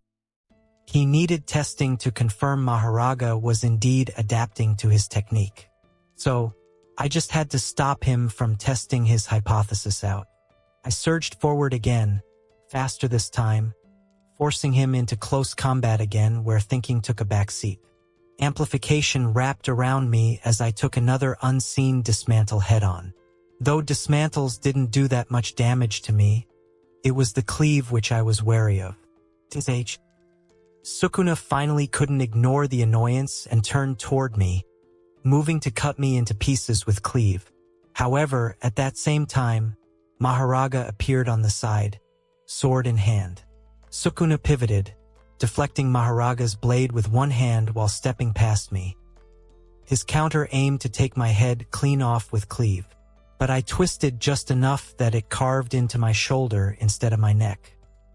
The pain shot immediately as I dropped amplification again, backing off while Maharaga tactfully covered my retreat so I could heal with soul manipulation. Annoying? Sukuna muttered, and for the first time, there was actual effort in his voice. His 4 eyes darted between both Maharaga and me while he clicked his tongue. The tag teaming was not letting this fight go anywhere, and if his suspicions were correct, then a long drawn-out fight wasn't in his favor. However, we didn't stop. We tag-teamed well and kept him on his toes. Meanwhile, we suffered damage as well, and during the close combat he finally noticed. Kai! A dismantle was sent directly at me, hit me across the chest. However, there was something different about this dismantle. A soul-tearing feeling spread over me and I stumbled back, eyes widening as sweat filled my back. So I was right? You were manipulating your soul to heal your body? Wasn't you? Sukuna grinned and pointed it out. Damn. He figured it out way too quickly. I was honestly expecting you to take some time before you realized that. Sigh. I replied with a grin of my own. While the attack did indeed damage my soul with Mahito's technique, healing that isn't that hard either. Just needs time. And what about the Shikigami? You were desperately trying to attract my attention away from it. Sukuna grinned, eyes once again on Maharaga. I don't like smart villains. Meh. You'll figure it out yourself in a bit anyway. I shrugged and walked up to Maharaga. Since he knew my trick, me fighting on the front line wasn't a good idea anymore. In the absence of any RCT, I'd be nothing more than a piece of meat on a chopping board for this devil cook. Maharaga, I called. He looked at me, Sukuna observing all this with amusement. Give him hell. I winked, and then the darkness under me expanded and I seemed to dissolve under Maharaga's shadow. The one and only feat of shadow manipulation I could do, which came as a part of Maharaga's ability. And then Maharaga's grin on his face just turned even wider as he turned completely towards Sukuna. Sukuna just sneered at my move. What followed was no longer a battle of strategy or restraint, but a clash between two monsters who had already crossed the line where conventional combat meant anything. Hence, I got out.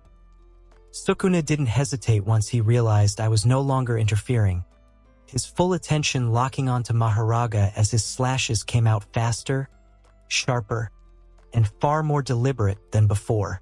Dismantle carved through the air in invisible waves.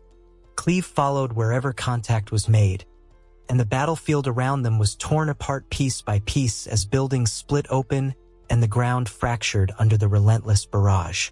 All in the name of quenching his curiosity about this Shikigami. Maharaga walked through it all, not untouched, not unaffected, at least not until the King of Curses was reduced to simply chopping him up. The earlier exchanges had already done their work, and now every slash that once carved cleanly into him only left shallow marks at best. He had already adapted to Sukuna's slashes. The wheel above his head turned steadily, almost rhythmically, and with every turn, Sukuna's techniques lost more of their edge. Mahoraga closed the distance. Sukuna met him head-on. Their clash shattered what remained of the street, the impact of blade against bare hand sending shockwaves outward as Sukuna caught the strike again. But this time the force drove him back half a step instead of stopping cleanly. His grin widened, not in mockery, but in genuine excitement as he twisted his body and retaliated with a cleave aimed directly at Mahoraga's torso. It landed, and did nothing meaningful. Mahoraga's counter came immediately, a downward slash that Sukuna avoided by the smallest margin, the blade carving through the ground behind him instead. He vanished and reappeared at Mahoraga's flank, launching a barrage of unseen slashes in rapid succession, the kind that would have shredded anything else to pieces in an instant. Mahoraga endured, adapted, and advanced. Each step he took forced Sukuna further back, away from the denser parts of the city, exactly as I had intended, the destruction trailing behind them but never quite reaching the heart of it. Buildings still fell, streets still cracked open, but the scale remained contained, controlled by the steady pressure Mahoraga applied. Sukuna noticed. Of course he did. But for him, it didn't matter. Why should he care whether someone dies or not? He only cared about what he wanted, and right now he was interested in knowing more about this Shikigami. All of his slashes were rendered useless. Nothing seemed to be working. Enough of this, he muttered. The air changed. I understand what you're doing. You're like Yamada no Orochi. Adapting to my technique, a wide grin on his face, meaning I just have to kill you in one hit with something new.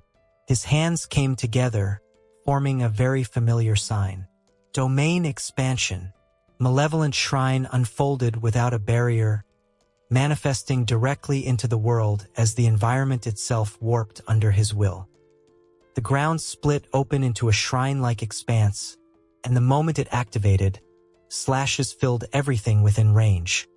An endless storm of dismantle and cleave tearing through the space with absolute certainty.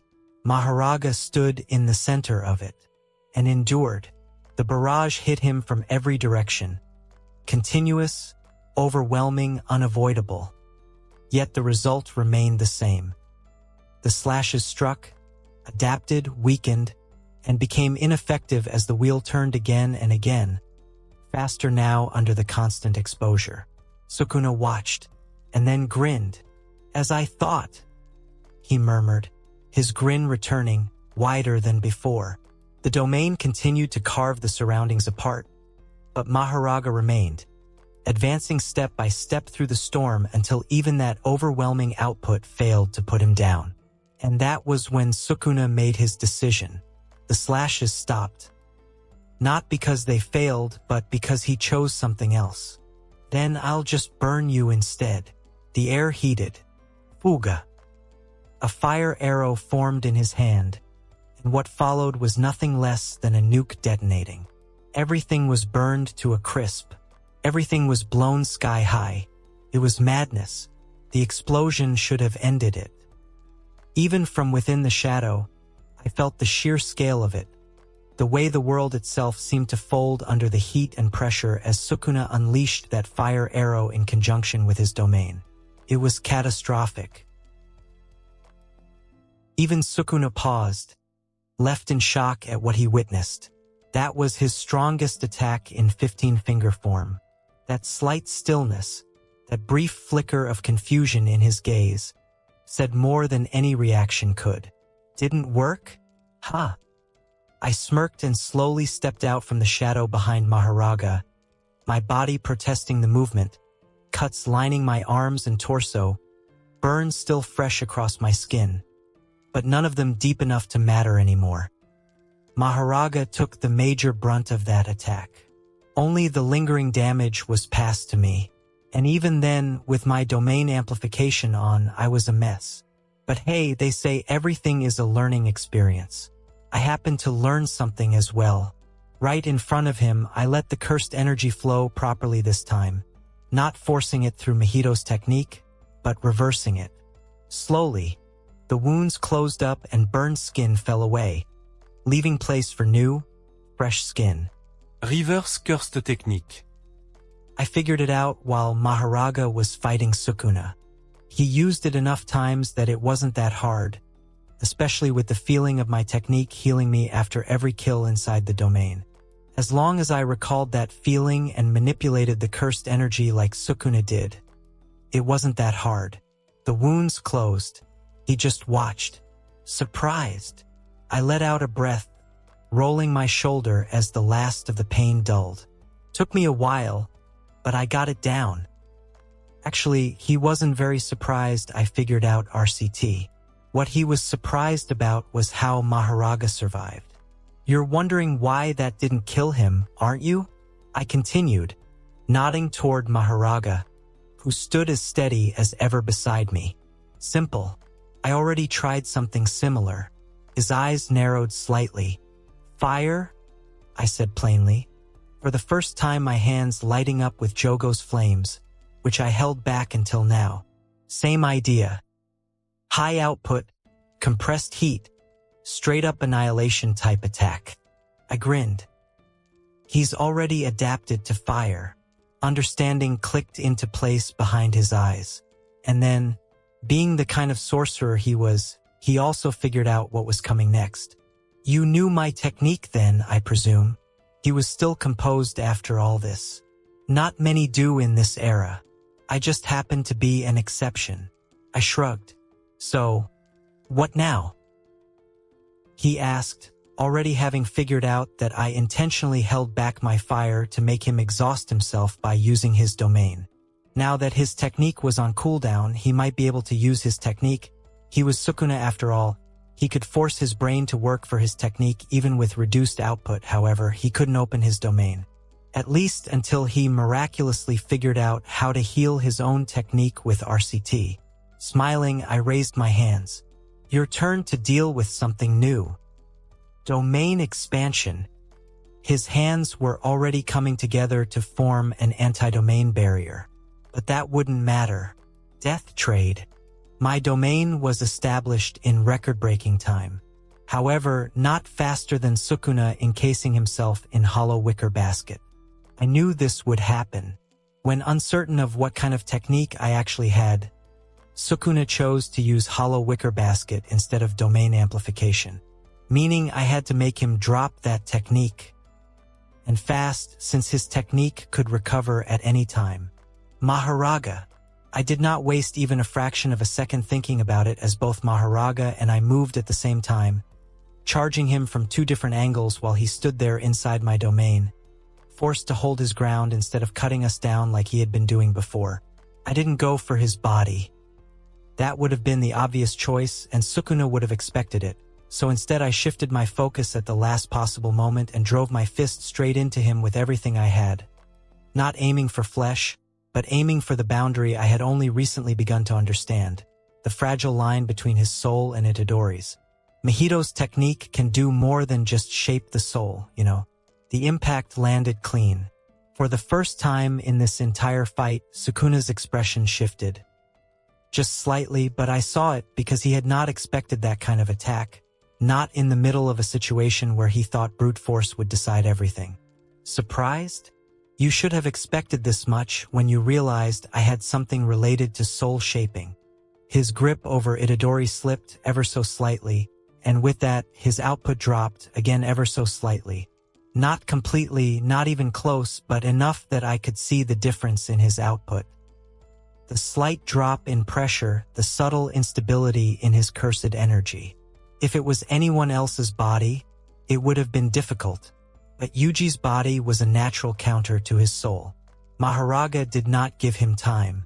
The moment I created that opening, Maharaga was already there, swinging with that massive frame of his, forcing Sukuna to divide his attention even further. And while I was at it, I thought, why not let others join in? In a split second, Jogo and Dagon manifested, all ganging up on Sukuna together. Even Sukuna was taken aback at this development, but finally he was starting to understand what my technique could be. As for Mahito, I can't use the power of those whom I manifest inside the domain while they are manifested. So, to use soul attacks, I can't bring him out. While I kept hammering at his soul, forcing him to stabilize his control over Itadori's body again and again, Maharaga and the others put pressure on him, continuing to attack relentlessly. Adapting with every exchange, every failed attempt of Sukuna to counter fed into that silent, unstoppable process. Then it happened. A clink sound. Maharaga adjusted. The next time it struck, something changed in the interaction between Sukuna's defense and Maharaga's attack. And now he was inside my domain. I already had a trade in mind. I outright switched off the usage of one technique from both of us. I lost one of my various techniques while he lost his original. That was a big deal. Without access to that technique, he couldn't open his domain and get out of here. For the first time, even Sukuna looked worried in this situation. Oh, by the way, don't expect you're escaping by handing Yuji his body back. I will still damage your soul until you're out of him. I grinned, and then we moved. Together, all four of us onto him when he had no cursed technique. Punch by punch, I slowly drove him out of Yuji's body until he was nothing but a parasite. Maharaga, I called, and the Shikigami raised his sword up, ready to deliver the final strike. Do as you wish, brat. I still have 5 more fingers out there. I'm not dying. I nodded. I knew villains had to give some last words before going. None of them could go quietly. Don't worry. As you see, Maharaga is capable of destroying your soul. It wouldn't take him long to adapt to those fingers either. I'll hunt those fingers down and send those parts of your soul to you very soon. Consider it a farewell gift from me. I winked, and Maharaga's sword fell. The domain broke open. We were once again back in open Shibuya, and power was coursing through me. Of course, it was Sukuna's power.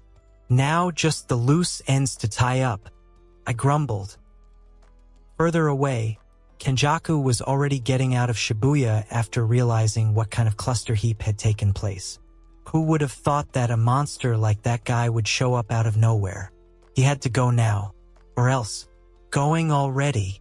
A voice from behind broke his stride. This voice was, of course, me. I thought we could talk a little. You happen to have something on you I want. You know. My eyes landed on the cube in his hands. I see. Never have I wondered a guy like you would show up when everything was going as planned. He grumbled to himself. Of course he would try to sweet talk to deter me, but I just asked the same thing. Hand over Satoru Gojo. His lips pursed. Next second, multiple cursed spirits were moving towards me, an entire horde of them. He planned to use them as a distraction to run away. However, even before he could take a single step, all of them were cut down by invisible slashes. Guess we're doing this the hard way then. I mused. He scowled. He had planned for 1,000 years for this. He wasn't running away now. Domain expansion. He started with his strongest move. Unfortunately, it was the wrong move. I too opened my domain. And unlike what he thought of clashing my domain with his open domain attacking my barrier, it didn't go that way. What came in front of him was a gigantic domain dwarfing his own. And the fun fact, it lacked a barrier too. It was an open domain. Learned from Sukuna. You know what? Sorcery from the Heian era was quite advanced. I winked. /N. And there you go, all 4 Omax done, and man, it was hard AF. Those were too many words for me. Now you know why I was balancing power for MC. Otherwise, as you saw, an hour-old sorcerer just took down the king of curses. I had fun writing it though, use all the kinds of ideas which I otherwise wouldn't have been able to. It was fun. Hope you liked it. The television flickered with urgency as the morning broadcast cut through the quiet when footage of Shibuya filled the screen, showing collapsed buildings, scorched streets, and emergency crews moving through the wreckage. The destruction was far more than even a natural disaster on the level of tsunami or an earthquake could achieve. Authorities have confirmed that last night's incident in Shibuya was the result of a large-scale terrorist attack. The anchor reported, images shifting to aerial views of the destruction that stretched far beyond what any conventional disaster could explain. The extent of the damage is still being assessed, but early estimates suggest widespread structural collapse, fires, and multiple casualties. Officials are urging civilians to remain calm as investigations continue. The nature of the disaster couldn't be related to anything besides terrorist activity. Bombing on a mass scale. Something similar happened last year at the night parade of 100 Demons. However, this here was far worse. The screen briefly showed a cratered section of the city, still smoldering from Sukuna's rampage, before cutting back to the studio. Of course, most would think that it was all a terrorist plan. Never would they think that the supernatural had anything to do with this. We are also receiving unconfirmed reports of unusual phenomena observed during the incident, though authorities have declined to comment further at this time. The television clicked off. A heavy silence settled over the room inside Tokyo Jujutsu High as the weight of everything that had happened finally caught up to them. That's the best they could have come up with. A terrorist attack. Maki snorted, exhaling slowly, running a hand through her hair as she leaned back slightly. "They're not exactly wrong," Panda replied, arms crossed as he stared at the now dark screen. Curse users are more or less like magical terrorists. As for special-grade curse spirits, they are no less than anything those terrorists could cook up in their caves. "Salmon," Inumaki nodded, looking equally exhausted by the last night's ordeal. None of them had even a shred of sleep and were working their best to control the situation on their end. Nobara just clicked her tongue in irritation. She was the only first-year present there currently since Megumi was still unconscious and Yuji had refused to come back with them after what Sukuna did. Currently, he was running around dealing with the curse spirits Geto released out in the open after everything in Shibuya was over. At the center of the room, Masamichi Yaga stood with his arms folded, his expression more serious than usual as he listened to everyone speak. While he was not on the front lines for a very long time after taking the job of being the principal for the Tokyo Jujutsu branch, he did understand the seriousness of the situation.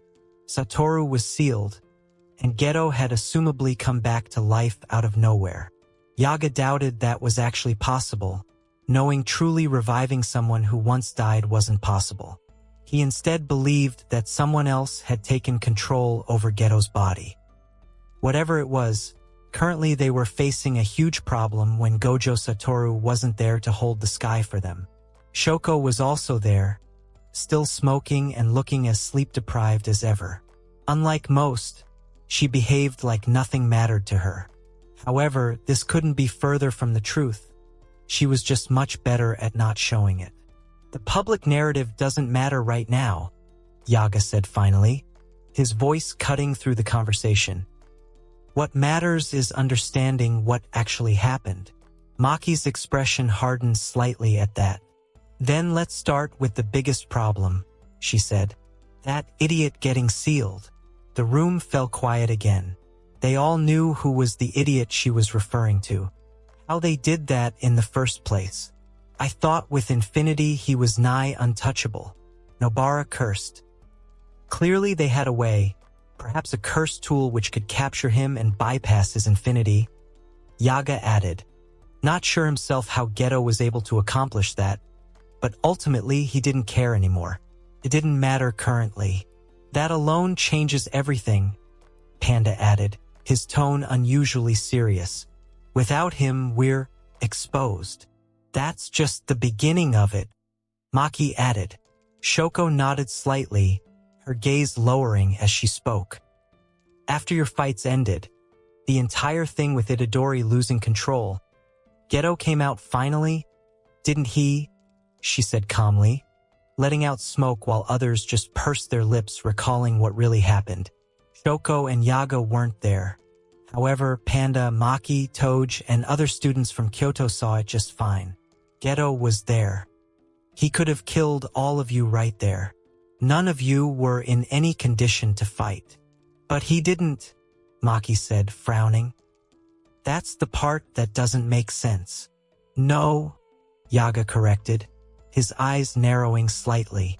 This just makes it worse. Everyone looked at him. If he didn't come there to kill you, Yaga continued, then it means he either achieved what he wanted, or he needed us alive, for reasons we are unaware of entirely. Shoko took another drag from her cigarette before speaking again. Barriers, she said simply. They went up this morning. Multiple locations across Japan, covering major cities. News channels are not covering it, but I got reports from the Jujutsu higher-ups. Nobara blinked. Barriers? Like trapping people inside? Like what happened in Shibuya? Not exactly. Many non-sorcerers were found outside of the barriers all on their own in the morning. Upon asking, they said they sleepwalked. At night, they slept in their homes, and in the morning they were already outside, walking out of the cities. Yaga added. He said something about a game, didn't he? Panda added, recalling what Geto said before sparing their lives. A battle royale, Maki said, her tone dark. That's what it sounded like. And reincarnated sorcerers, Nobara added. At least that's what it sounded like when he started talking about making contracts with multiple binding vows with past sorcerers. Yaga nodded. Another reason to believe he is not Geto but someone using his body. The weight of that statement settled heavily over the room. So we're just supposed to sit here and wait for that to start? Nobara snapped, clearly frustrated. Don't we have any plan? That's the problem, Yaga said. We don't have one, at least for the time being until we learn more about what he is planning. Higher-ups, Panda asked. Yaga's silence was answer enough. They haven't responded, he said after a moment. Not in any meaningful way. Maki let out a quiet scoff. Besides putting all the blame on Gojo and declaring a manhunt for Itadori. For a moment, no one spoke, each of them processing the situation in their own way. Then Nobara broke the silence again. We have to get to that idiot. Don't worry about Itadori for now. The order was given just recently. Given the condition, ordinary sorcerers wouldn't act up against Itadori anytime soon. We have some time, Panda added. Salmon, Toge nodded. Nobara didn't like it but knew Itadori would most likely be fine. So she let go of the matter, at least until she remembered another one. And what about him? The question shifted the focus immediately. The boy? Yaga asked. We are uncertain. There isn't much we know about him. He showed up out of nowhere. Maki glanced at him, her expression thoughtful now. Yeah. But he helped us, saved my life twice. Everyone we talked to said the same thing, Panda added. He helped. A lot. Nanami, Toto, even you. Nobara nodded slightly. The bastard owed me a facial spa, but outside that, I guess he's cool, she admitted. Didn't give out his name though, and doesn't even seem like he knows fighting by the way he fought. But he is strong. I hate to say it, but the idiot saved my life too. Twice, Nobara added with a huff. From what I noticed, the boy can use reverse cursed energy, Shoko said, and that alone made everyone startle. Someone who could use reverse cursed technique, that was a big deal. Not many could use that, hell, they hadn't seen anyone besides Shoko and Gojo doing it so far. His body had so many wounds, barely healed up, that I'm surprised the boy was even alive. As I said, it's a miracle that he is alive, Shoko added. So you're saying that he not only knows reverse curse technique, but also has been in fights before Shibuya? Shoko shrugged slightly.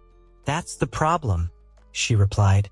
We don't know who he is, where he came from, or what exactly he is capable of. Digging intel on him would take a few more days, since currently the higher-ups are busy dealing with what happened in Shibuya, trying to minimize the impact. For all we know, he could have awakened his powers and technique that very night, Shoko added. Nobara frowned. But he has a domain. Silence fell again. He could just be like Hikari, Panda suggested. That alone makes him dangerous, Yaga said quietly. He helped us, saved our lives multiple times at that, Maki pointed out. I'm not saying he is an enemy. I'm just saying to be careful around him until we know who and what his motives are, Yaga consoled. We don't even know how strong he is. It would be prudent to stay vigilant. As a matter of fact, you two have seen him fight, right? Tell us where your estimation of his power lands. Yaga stated, asking both Maki and Nobara. Both girls fell into contemplation, and then described what they saw him doing. Wait. You're saying the dude fought 3 special grade curses and still is alive? Panda asked, eyes wide. More or less, Maki grunted.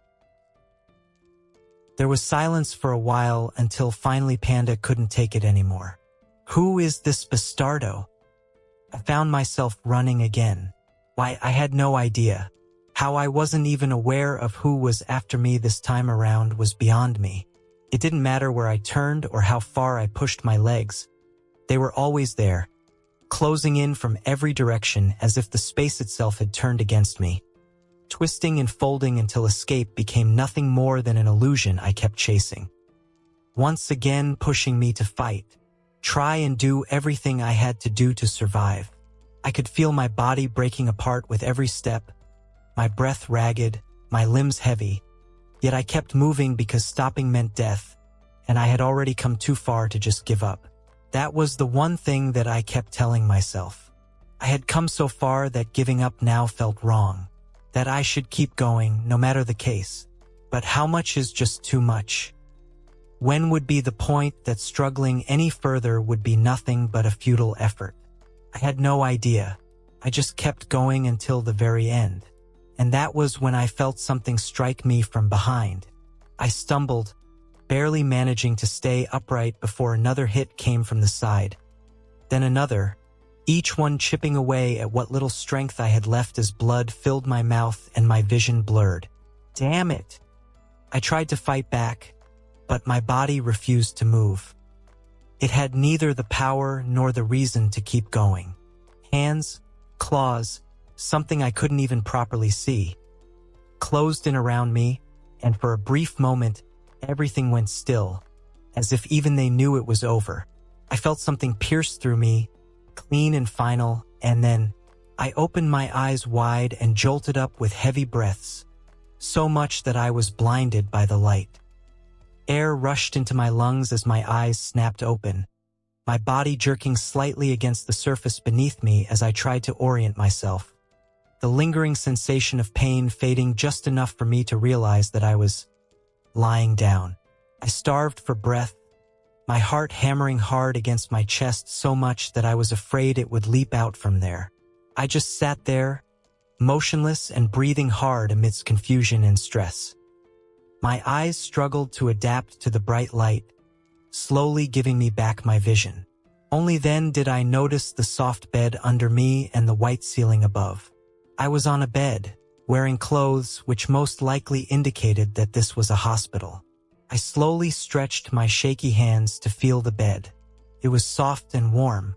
Then I felt my own chest, my heart still beating like it had a flight to catch or a city to generate power for. For a second, I almost believed it. That everything that had happened in Shibuya, the fights, the blood, Sukuna, and all of it had just been some twisted nightmare that my mind had created. That I was never dead. I was still on my own earth, just perhaps in some sort of coma. At least that was what I thought. But that illusion didn't last, because I could feel it, the exhaustion. It wasn't surface level, wasn't something that would fade after a bit of rest, but something deeper, something carved into my bones that reminded me exactly of what I had been through. I felt like my mind was lagging behind, My body refused to obey properly, and my very soul was screaming out for peace. Slowly, I reached inward, focusing on the one thing that would confirm it beyond any doubt. Cursed energy. It was all true. Waking up in Jujutsu Kaisen's world, getting a cursed technique of my own, fighting the disaster curses in Maharaga, and even surviving the King of Curses domain. Everything was real, and somehow, I was still alive. A shaky breath left me as I sank back slightly, letting my tense and tired body once again go numb, knowing that the fighting was really over for the time being. And as if knowing that subconsciously made my body stop its functions, it refused to move any more than necessary. It demanded rest, and there was no trade I could make to convince it otherwise. As my body once again hit the bed and my head found the soft pillow under me, images of what happened in Shibuya emerged once again to torture my peace. I closed my eyes, trying to relax and keep my breathing and pulse in check, but as if expecting another life-threatening attack to come my way any second. My body would jerk up in pure anxiety. I raised my hands and saw they were still shaking. After that adrenaline-filled night, which I somehow survived when I was too busy surviving to even think about the psychological damage done to me, I was finally facing the backlash. I tried to steady myself, tried to keep it together, but my eyes burned and my vision blurred as something warm slipped down the side of my face. Damn it! Stop shaking. It's all over now. My own voice was shaky. For the first time, I found myself not under my own control. It was a strange feeling. Exhaustion, stress, anxiety, you name it, and it wouldn't mean anything to me. I found myself breaking down from within, for no real reason. I survived the worst of it, and yet I felt like I was going to die the next second because I couldn't control my breathing and because my heart wouldn't stop being a jet engine. I didn't even realize I was crying until it was already happening. So I did just that. I cried and sobbed silently until I could see my body doing as I commanded. I don't know how long it was. It felt like hours, but slowly and steadily it did stop, and I came back into control. And when I was under control, I felt like I had once again expended all the energy I had in me. I let my gaze drift to the side, trying to distract myself, trying to focus on anything else, and that was when I noticed the other beds. They were all occupied, each one holding someone in a similar state, unmoving, silent, caught somewhere between recovery and something worse. Some of them I recognized. Megumi, he lay a few beds away, completely still, while Nanami was further down, his condition just as uncertain. I just hoped that the fact they were still here meant that they were alive. Just as I was getting used to the silence and reflecting on my current reality, I heard footsteps, calm, unhurried. I turned my head slightly as someone entered the room, and a moment later, Shoko Yeri came into view, her usual composed expression shifting just a fraction when her eyes landed on me. Even though this was the first time seeing her in person, I could tell it was her just by her usual description. Lab coat, dark circles under her eyes, a mole beside the eye, and an indifferent look on her face. "Well," she said after a brief pause, clearly a bit surprised. "You're awake already." "I'm not sure. Still feels like everything is a dream," I answered. It wasn't me making things up. It really felt like a dream. From coming to this world to the entire Shibuya incident and me being alive even after everything that happened. It was like a dream.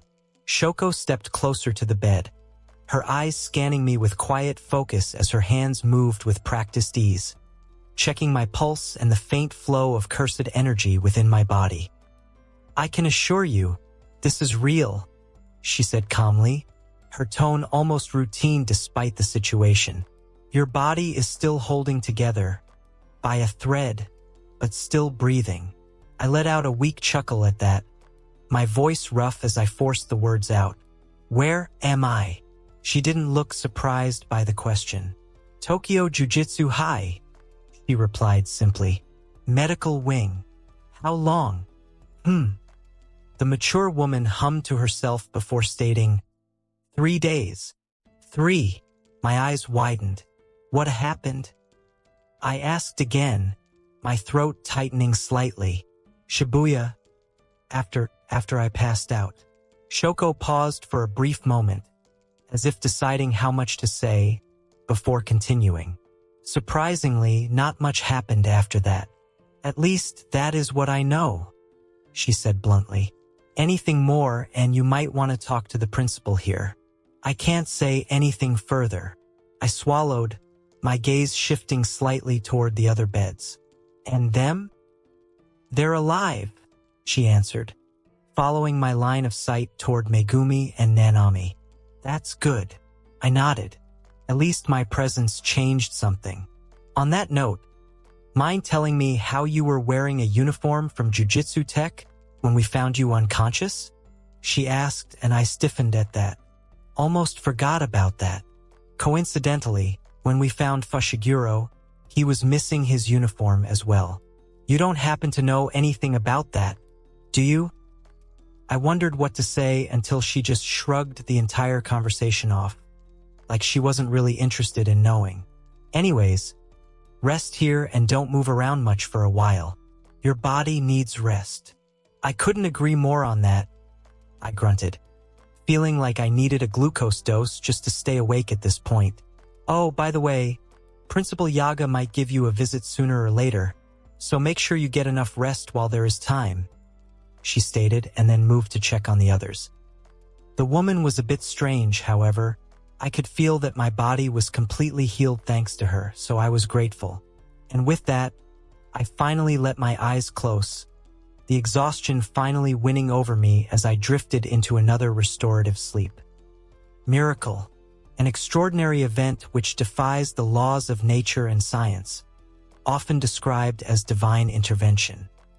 An occurrence which, by all means, is supposed to be something outside the hands of men, and yet, in Jujutsu, not many things were impossible.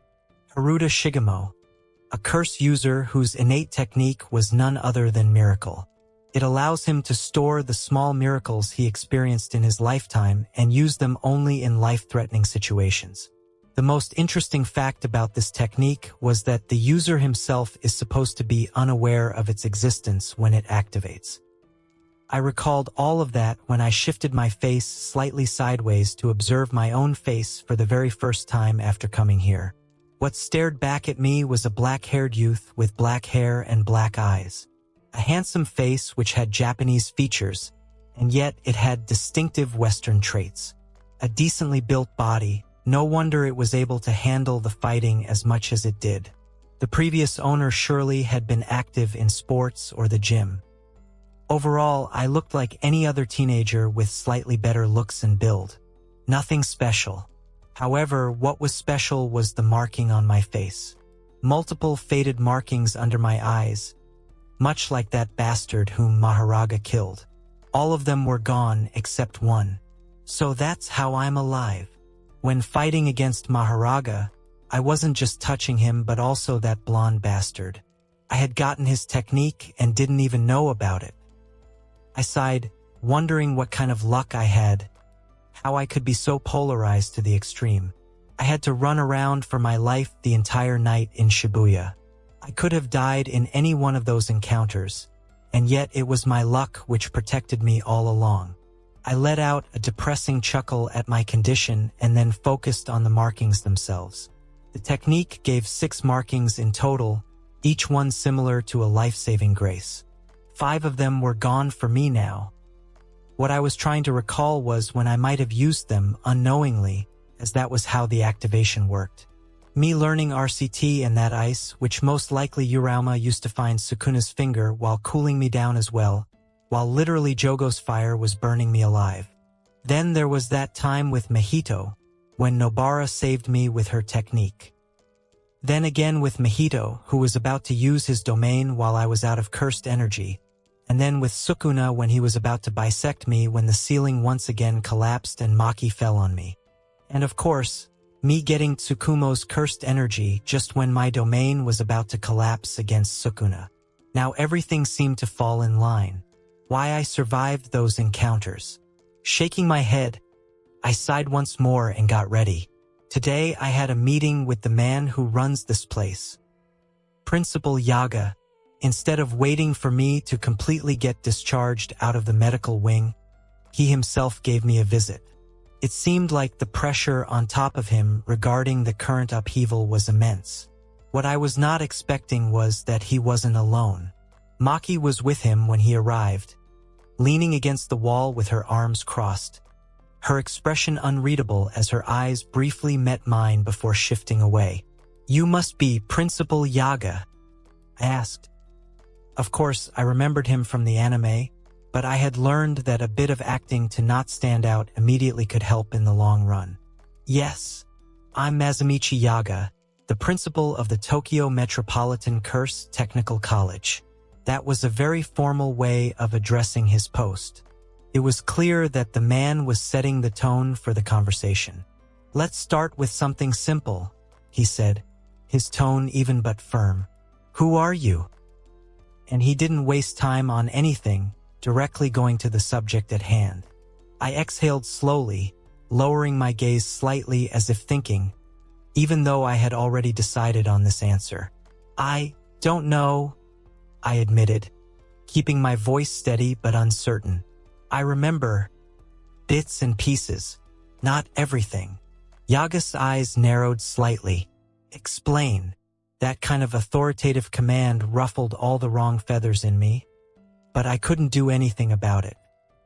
I was currently on their turf, and if they decided to label me as a curse user, I'd be captured, or worse, a manhunt would begin. I doubted many from Jujutsu Tech could catch me, perhaps only Maki and Yuta if he decided to show up. However, for what it was worth, I didn't want that trouble. "Everything is fragmented," I said carefully, choosing my words with precision. At least before the point I opened my eyes and found myself among the many frozen, unmoving people in Shibuya Station. Maki shifted slightly at that. It was the same thing I told her back in Shibuya, so my story should check out. And it was the truth, besides me being a reincarnator, of course. Yaga remained silent for a moment before asking, "And what point would that be?" I hesitated, just enough to make it believable. "When I first became aware," I replied, "it was chaos. I didn't understand anything." I paused, frowning slightly as if recalling something painful. My mind felt mushy, like it lagged behind everything. Even forming thoughts felt like swimming through a thick, muddy pond. I can't be certain, but I suspect that I, along with many who were frozen there beside me, were struck by some kind of technique or power. Something which directly affected our brains to the point we could no longer even control our bodies. Recognition flickered in Yaga's eyes. He knew only one technique which did that, Satoru's domain. Unlimited void. That, along with the record of what Maki told him about the boy seeing Satoru inside the station being sealed, matched up perfectly. Because there were not many who knew what exactly Gojo's technique did. So while lying that he was there when Gojo got sealed was possible, pretending to be affected by Gojo's domain and showing the right side effects was not. "That would explain the memory loss," Yaga muttered, more to himself than to me. I felt some of the tension in my chest ease slightly, but that didn't last. "Then let's move on," he continued, his gaze sharpening again. "When did you first realize you could use cursed energy?" "That night," I answered honestly. "In Shibuya. I didn't know anything before that. I just woke up, and it was there. It's entirely possible that I had the technique and power for longer. However, I can't remember any of that. So as far as the current me is concerned, I got the power on that night." Yaga stared at me for a while, like determining how much I was hiding or whether I was being honest. Ultimately, he just nodded and moved on. "And your technique?" I hesitated. This was the one thing I didn't wish to reveal honestly. People not knowing my technique gave me an advantage. Not to mention the nature of death trade itself was a threat to many sorcerers and curse spirits as much as it was a threat to me. A technique that could steal power from others, I couldn't even imagine how jujutsu sorcerers here would react, let alone the higher-ups. And what would happen if someone like Kenjaku or Sukuna found out about that? I couldn't help but shudder even thinking about it. It came out during the fight, I said, keeping my tone consistent.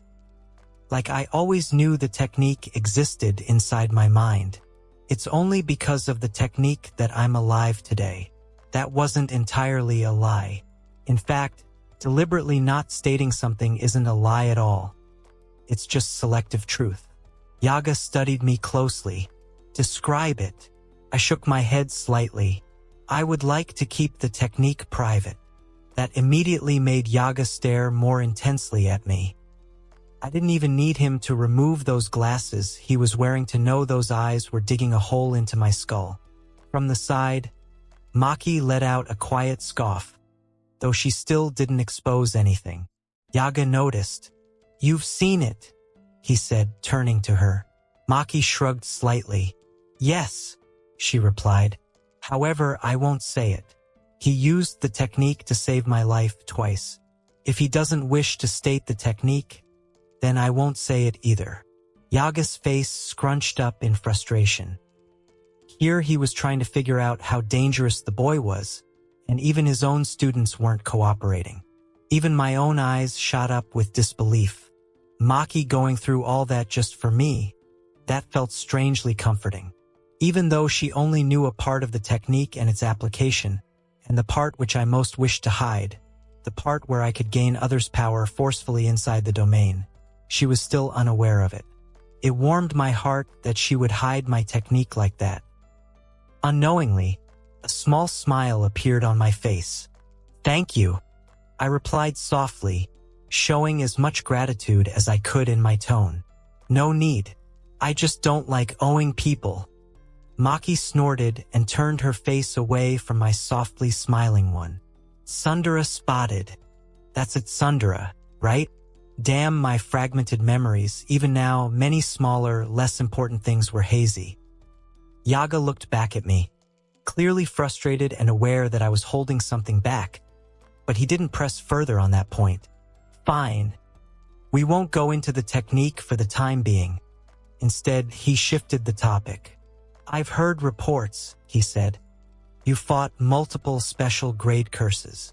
I felt my throat tighten slightly at that. "Yes," I replied. "How?" That question was far more difficult.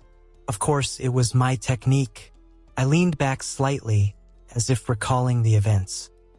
"I didn't fight them alone," I began, sticking to a safer version of the truth. "When I first encountered one, a special grade, that is, it was with others. Nanami, Maki here, and that old man whose name I forgot. Nabito Zenin," Yaga offered.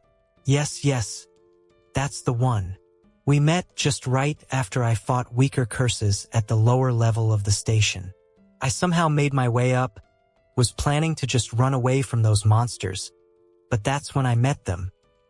We talked a little before that special grade curse showed up. It was a mess, I said with slight resignation in my voice. That was when the entire chaos truly began. Yaga nodded slightly. "Go on," I continued. "We fought together. I just did what I could to survive. Actually, I hardly knew how to fight. They did most of the fighting. Until? Yaga asked. "Until the damn curse opened his domain," Maki replied this time, annoyance and irritation clear on her face. "Yes, until the damn curse opened his domain," I nodded. "And then I opened my own domain." I shrugged. Yaga just remained there, contemplating what he had heard just now. For a sorcerer who woke up not even half an hour ago to open his domain, that was the most absurd thing he had heard. He looked at Maki to verify, to which the girl just nodded once. "How did you open your domain so quickly?" Yaga finally asked, composing himself again. I just shrugged. "What do you mean, how?" "I just used my technique. I technically wasn't supposed to know that domains were extremely difficult to use, so acting this way was the right option." "You mean whenever you use your technique, You directly open your domain? Yaga asked for confirmation. I nodded, and that made it clearer to him. He put me in the same category as Hikari, a completely domain-based technique user. And since he knew how broken Hikari's idle death gamble could be, he was even more curious and concerned about knowing my technique now. And the second? He asked. The volcano head. I said, my voice tightening slightly at the memory. That wasn't a fight. Couldn't beat him. I just distracted him. Bought time. Then I got out. Maki didn't contradict me. She herself had seen me fight alongside her. We barely held Jogo back. It was better that they believed that was the case even after that. Yaga's gaze remained steady. And yet you survived. Do people have something against me surviving or something? Why is everyone reminding me of that? I asked irritably. That was quickly getting annoying. I already knew surviving was a miracle, just move on. Ahem. Yaga cleared his throat, seeing the genuine irritation on my face, and decided to move on from the subject. And Mahito? Who? The patch-faced curse with blue eyes. Oh, that bastard. I scowled. I exhaled slowly. That was different, I said. I wasn't alone. Another girl named Nobara was with me. She helped out. Without her, I couldn't have done it. Her and that jacked-up man named Toto. And even then, we couldn't beat him. We would have been toast if not for another monster showing up in time. I said it with clear tiredness lingering in my voice. And the word monster was enough to tell him who I was talking about. Silence followed. Yaga leaned back slightly, his eyes never leaving mine as he processed everything I had said. I could tell he wasn't fully convinced, that there were gaps in my story he had already noticed, but at the same time, nothing I had said could be outright disproven.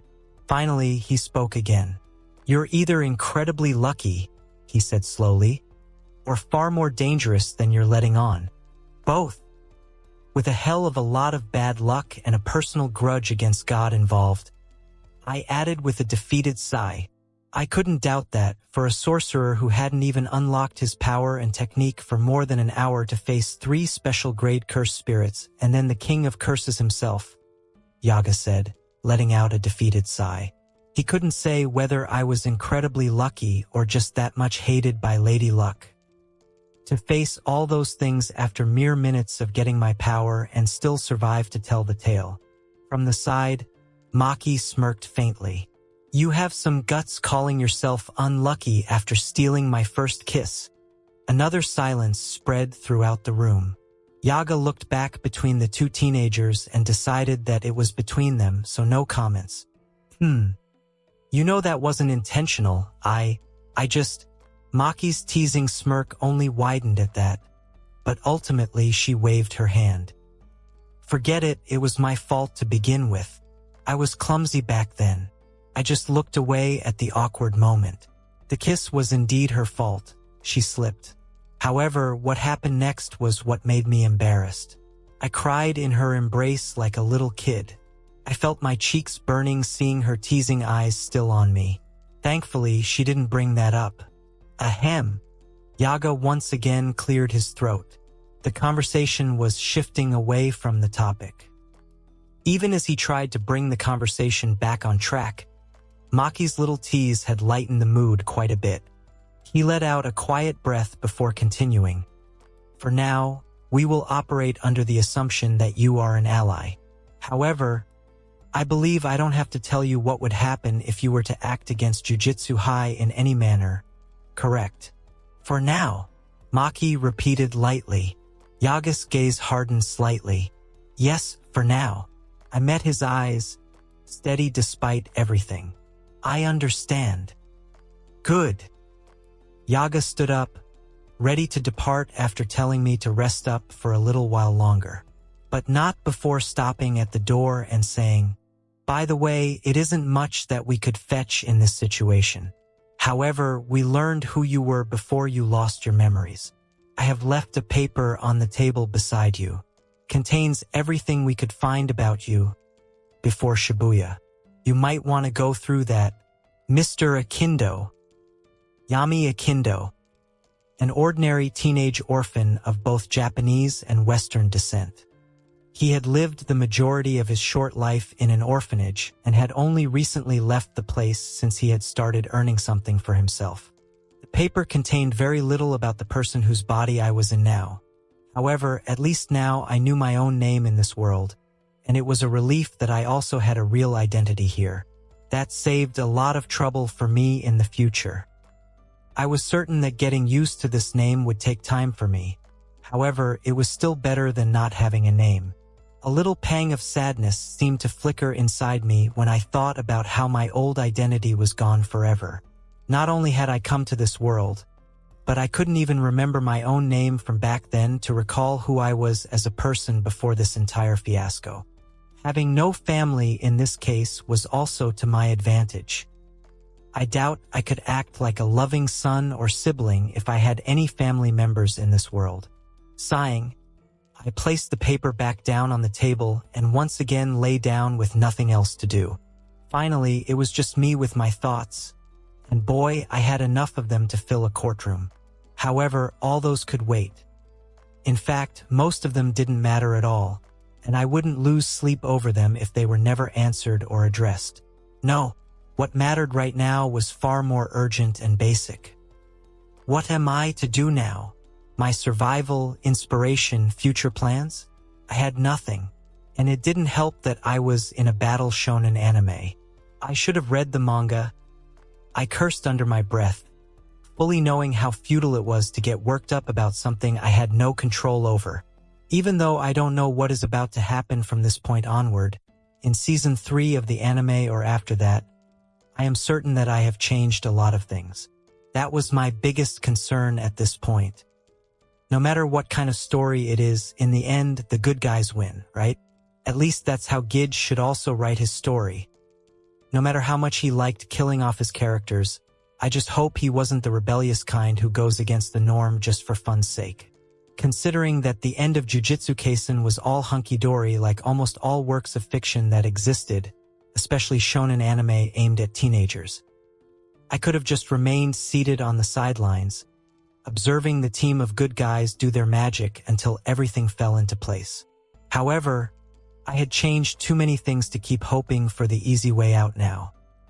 Let me tell you, knowing that you're in a battle shonen where big bad villains exist and could possibly kill you any second while you don't know what the future has in store for you and can't even rely on plot armor since your existence has made the butterfly effect strong enough for the armor to fly off. Yeah, it was no fun. Should I leave the country? That was my first response. No matter how powerful Sukuna was, I doubted he would go around looking for ordinary people to kill. And seeing that only Japan had strong sorcerers, it made sense he would remain here rather than going somewhere else. It sounded like a nice plan until I realized that I had no money. Hell, I could arrange money. There were many unsavory and illegal ways. However, I also lacked the proper paperwork to leave the country. And when I thought about how to solve that problem, my mind quickly started delving into darker thoughts ranging from killing ordinary people to hijacking planes.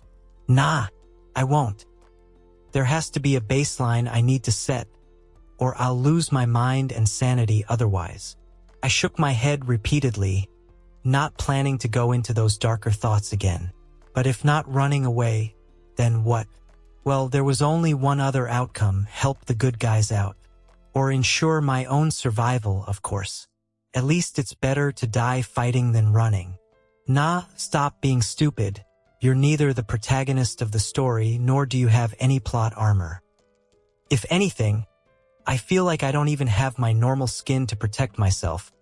Seeing my unusual bad luck since the day I got here, let alone armor. Though my surviving as long as I did was indeed a miracle. I shook my head again. No, I wasn't planning to become the hero. That would just get me killed faster. I gotta find a midway option. As much as I had seen Jujutsu Kaisen, the two main villains of the series were Sukuna and Kenjaku. If no story twist took place, it was clear that either one of them would be the main villain of the story. And what did we have on the good guy's side? A bum who only had potential. A protagonist who didn't have any special power and also kind of shared a body with the big bad villain himself. A sass queen with cool hacks. However, not enough raw power to make much of a difference in the grand game. There were, of course, many supporting characters, but none actually seemed extraordinarily powerful enough to handle either Sukuna or Kenjaku. None except two, Satoru Gojo and Yuta Okatsu.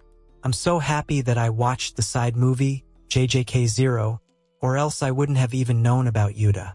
Who knows how strong Yuta currently is, but he did beat Geto back in the night parade of 100 demons. So, fingers crossed he still has his hacks with him because we're going to need them. Well, thinking about either of the two was pointless currently. Gojo was sealed, and I had no idea where Yuta was.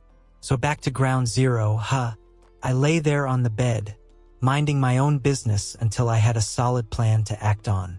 Everything I knew so far screamed at me that I only had one option. Help release Gojo. That was the best option we had. Both me and the Jujutsu sorcerers. After all, there had to be a reason why Kenjaku first had to capture the Honored One before starting his plan. Yes, that seems like the best idea so far. I nodded to myself. Helping Gojo unseal was our best bet. It would be hard, but not as impossible as fighting monsters like Sukuna and Kenjaku. And if that didn't work, then I could always run away from this country.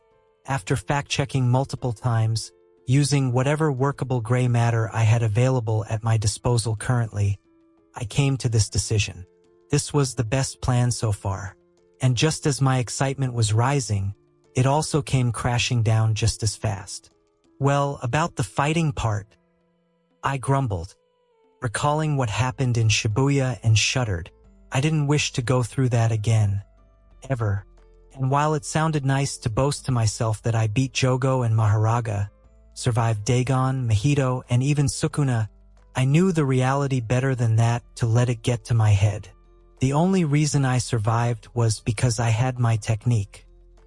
I had to sacrifice most of the power I had gotten back then, to the point I was back to having only one technique, my own, and a little over mediocre amount of cursed energy since I had to spend both cursed energy reserves I had gotten from Jogo and Dagon.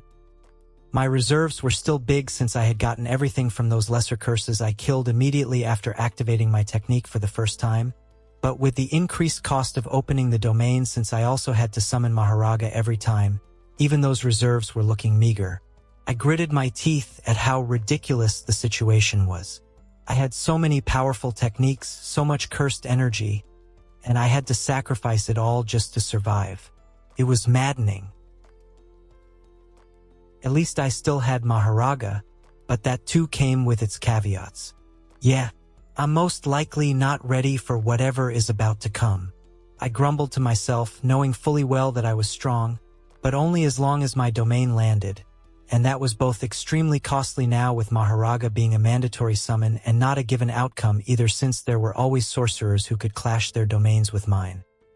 Even with Maharaga's help, I could eventually overpower the domain clash, but I still had to survive until then, both inside the domain clash and outside when I wasn't using my domain. In both cases, I was defenseless. I should have given up on Jogo's technique. I sighed, knowing that if I hadn't done that, I would probably be dead by now. But I just couldn't help it. It was such a good technique, almost a perfect defensive technique. Tsukumo's technique as well. That was an overpowered technique. To be able to add imaginary mass. No wonder she was tossing around Sukuna like a toy as long as her punches connected. They had connected during their fight. Sukuna was clearly on the defensive after the first time she knocked the soul out of him. However, when they did connect, it was glorious. I only learned about the technique once I got it from her, and luck had it that I couldn't even use it once and had to sacrifice that too. Sigh.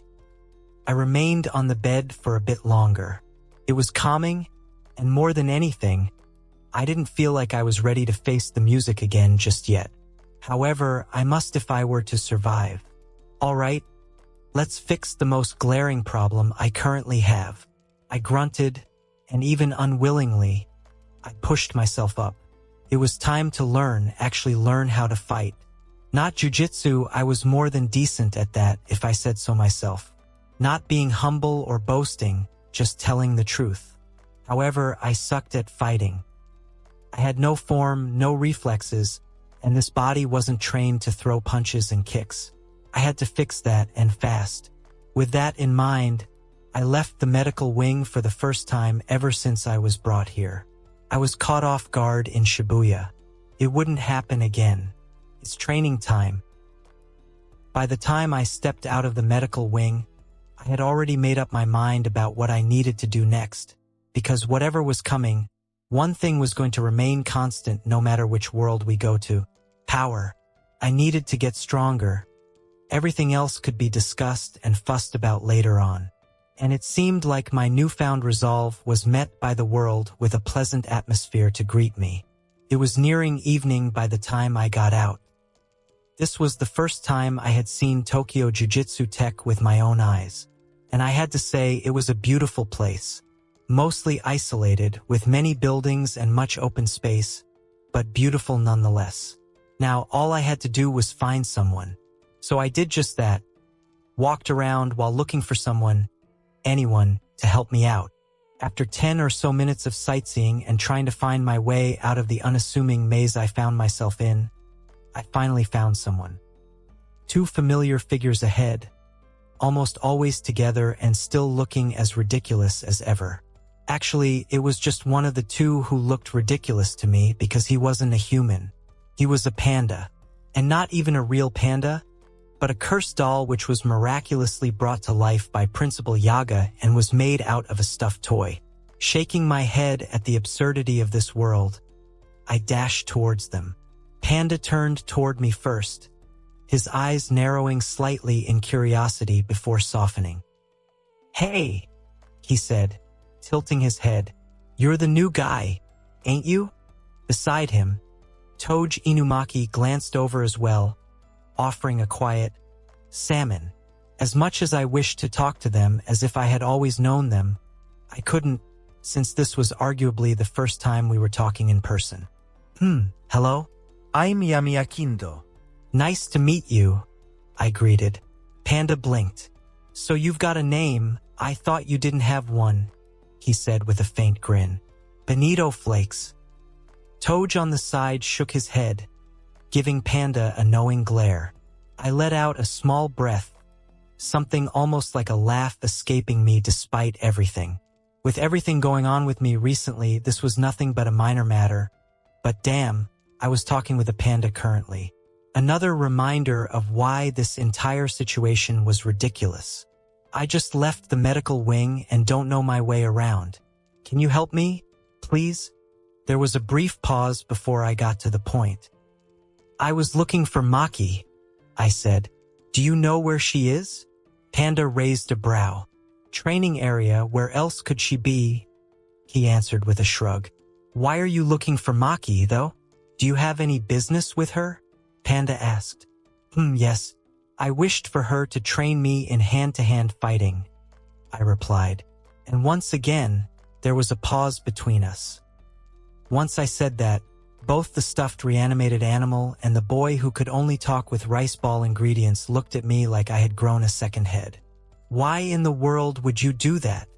Finally Panda spoke, his voice, for a second, making me question my own decision, and I hadn't even asked him the reason for his outburst yet. Is there any problem with that?" "Problem, you ask? You really are new here. Listen, you should ask someone else to train you. Maki isn't known for holding back, and with the recent power-up she got out of nowhere." Panda didn't complete that sentence, but I understood what he meant to convey. I gulped. Just now I remembered the girl was no longer what she was in the anime. She was like Toji freaking Fushiguro now. Suddenly, asking her for help sounded like a very bad idea. "Mustard leaf," Toji said, and I, of course, didn't get it.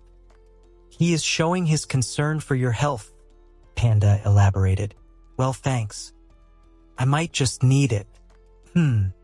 Thanks for reminding him, but still I would like to meet her at least. I still have to thank her for something she did for me. So, would you mind telling me where I can find her? I asked with clear concern for my own well-being in my voice. Though I was no masochist who derived pleasure from getting his bones snapped and ground to dust, I still planned to go through with this idea. There was no one better to teach me close combat than Maki, and I didn't have time to linger around here forever. If I needed to improve fast, I had to endure the pain. As for injuries, well, I'll just have to rely on reverse cursed energy. Hopefully that would also improve my efficiency with it too. That way, Panda pointed casually, not surprised that I didn't listen to him or Inumaki. This was Jujutsu High. People hardly listened to anyone around here. All sorcerers were somewhat crazy in their own right after all. Thanks, I said, giving them a quick nod before moving on. What do you think? Will he survive the training? Panda asked once the boy was gone. Salmon. Makes sense. He survived Shibuya. It would be a shame if he couldn't survive Maki. I'm certain it would work out. Panda shrugged and kept on moving, Inumaki right beside him. It didn't take long to find her. She stood in the middle of the training field, swinging her weapon with controlled precision, each movement sharp and deliberate as if she was cutting through something invisible. She was no longer in her uniform. Instead, she was wearing casual clothes, shorts with a hoodie. I just stood there, observing her, eyes roaming her form, her legs, those muscles, her control over her body. It was mesmerizing. To think someone could have such refined control over her body, those perfected muscles. I didn't want to admit it, but I was a tad bit envious. I shouldn't be. I knew her history to be envious of her of all people, but still, that physical power was a dream for any man. I'm so joining a gym after I'm done with all this shit, I grunted to myself. But I wouldn't try to deny that there wasn't anything else besides pure admiration for her physique and power.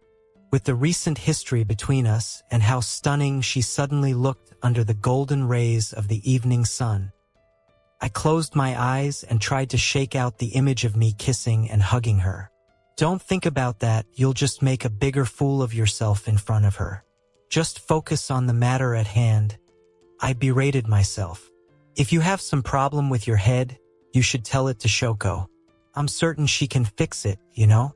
The voice came from behind me. I almost yelped and jumped from where I stood. It completely caught me off guard. I turned around, hair standing on end at how someone was standing right behind me, and I didn't sense it. My body tensing up as if I was back in that shithole again. Dare I say, PTSD from Shibuya came back as cursed energy flared around me. My hands already moving into the familiar hand sign, but midway, I stopped, seeing the smirking face of the same girl who I was admiring earlier. I looked back in disbelief at where she previously was, and sure enough, she wasn't there. I didn't even sense. Oh yes, she's like Toji now. I reminded myself, though internally I felt like getting a heart attack. Geez, don't get your panties all worked up. Relax. Maki took one step back. Even she was startled at my sudden movements if her hasty retreat was anything to go by. Her eyes lingered on my hands, which were making the exact same sign she had seen both me and the King of Curses make before we opened our domain. Then her heavenly restricted senses caught my completely out-of-tune heavy breathing. She didn't need anyone to tell her that she had really startled me to the point that I might have actually opened my technique. Relax, calm down, she said again as she noticed my breathing was all over the place from that little fright she gave me. On the other hand, I was all stiffened up, heart rate spiking as high as Mount Fuji. By the time I realized how I had just acted, I felt my heart beating against my chest like a hammer. Felt terrible. It was nothing but her just appearing out of nowhere behind me, and I acted like a scared cat. I could still feel my breathing not calming down. I had to force my hands to separate and drop down to my sides. Sorry. I tried to say, but she waved her hand. About to open your domain, she added in. Sorry. I had no idea how to reply.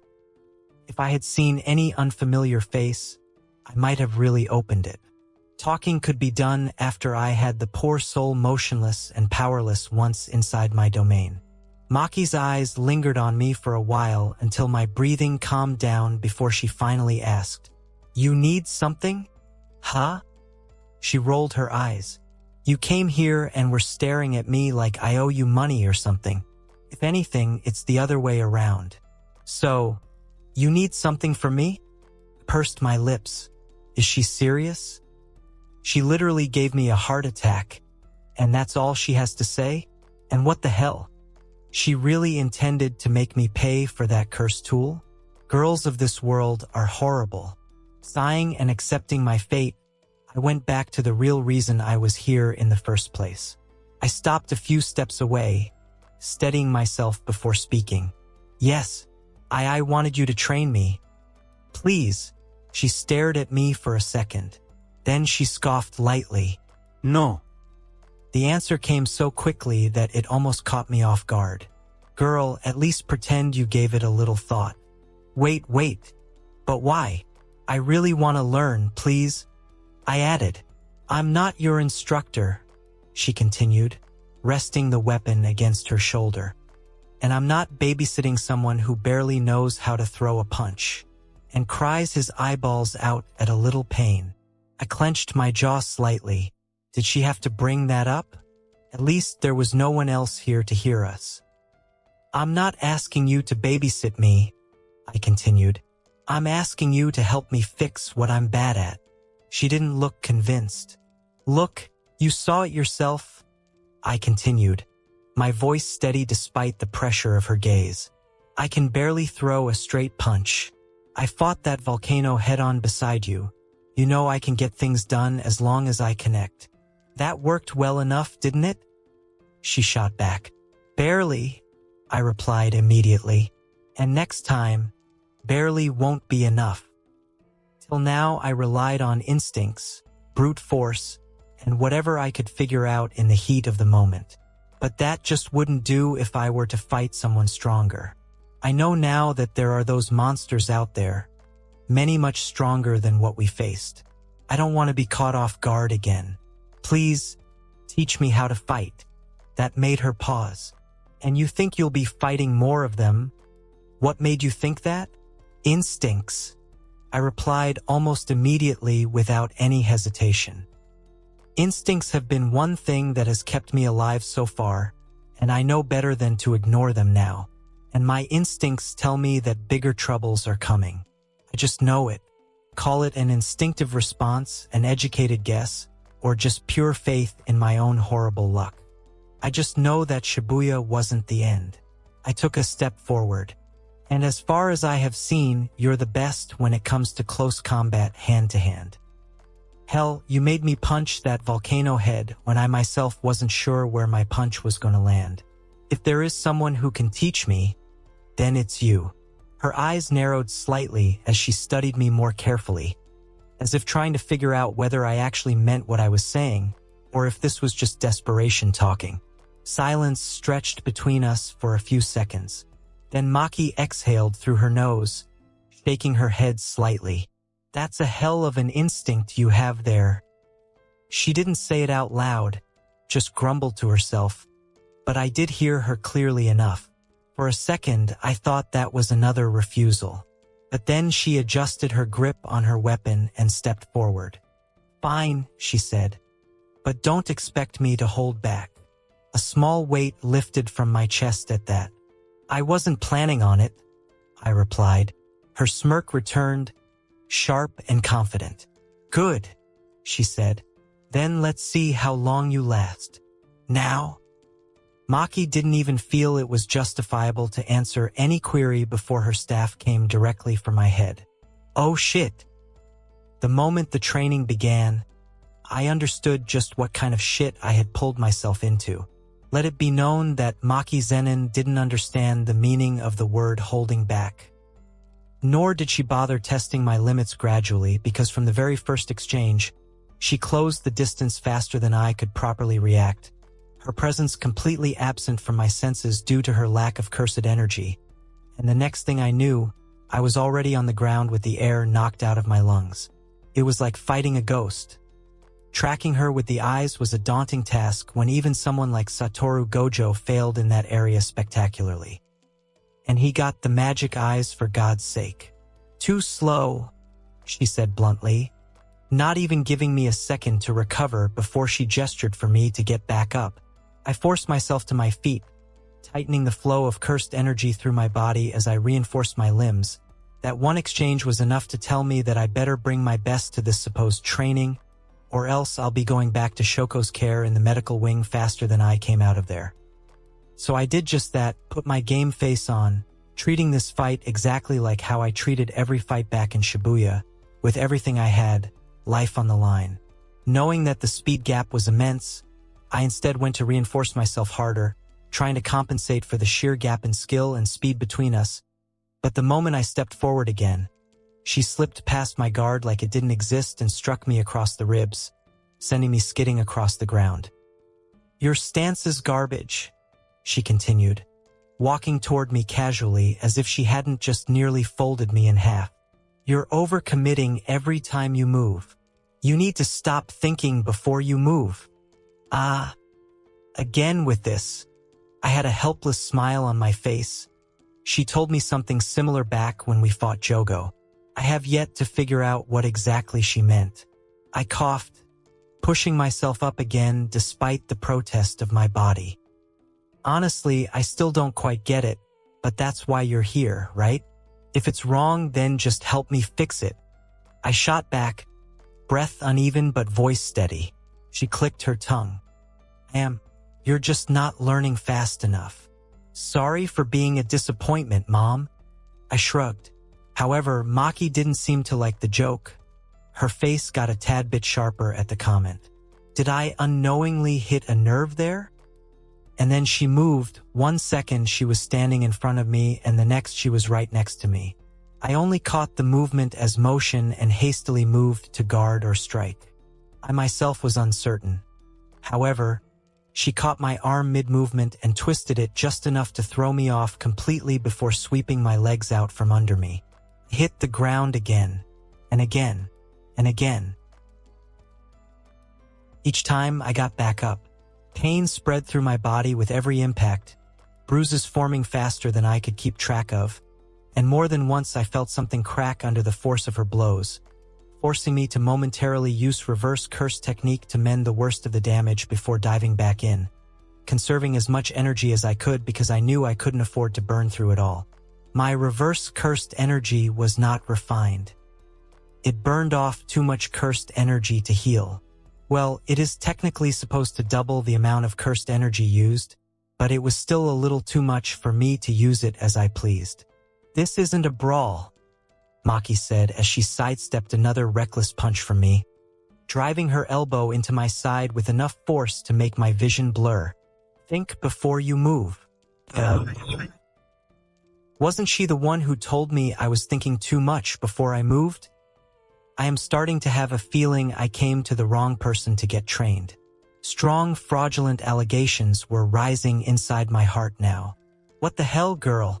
I am thinking. I shot back, staggering but not falling.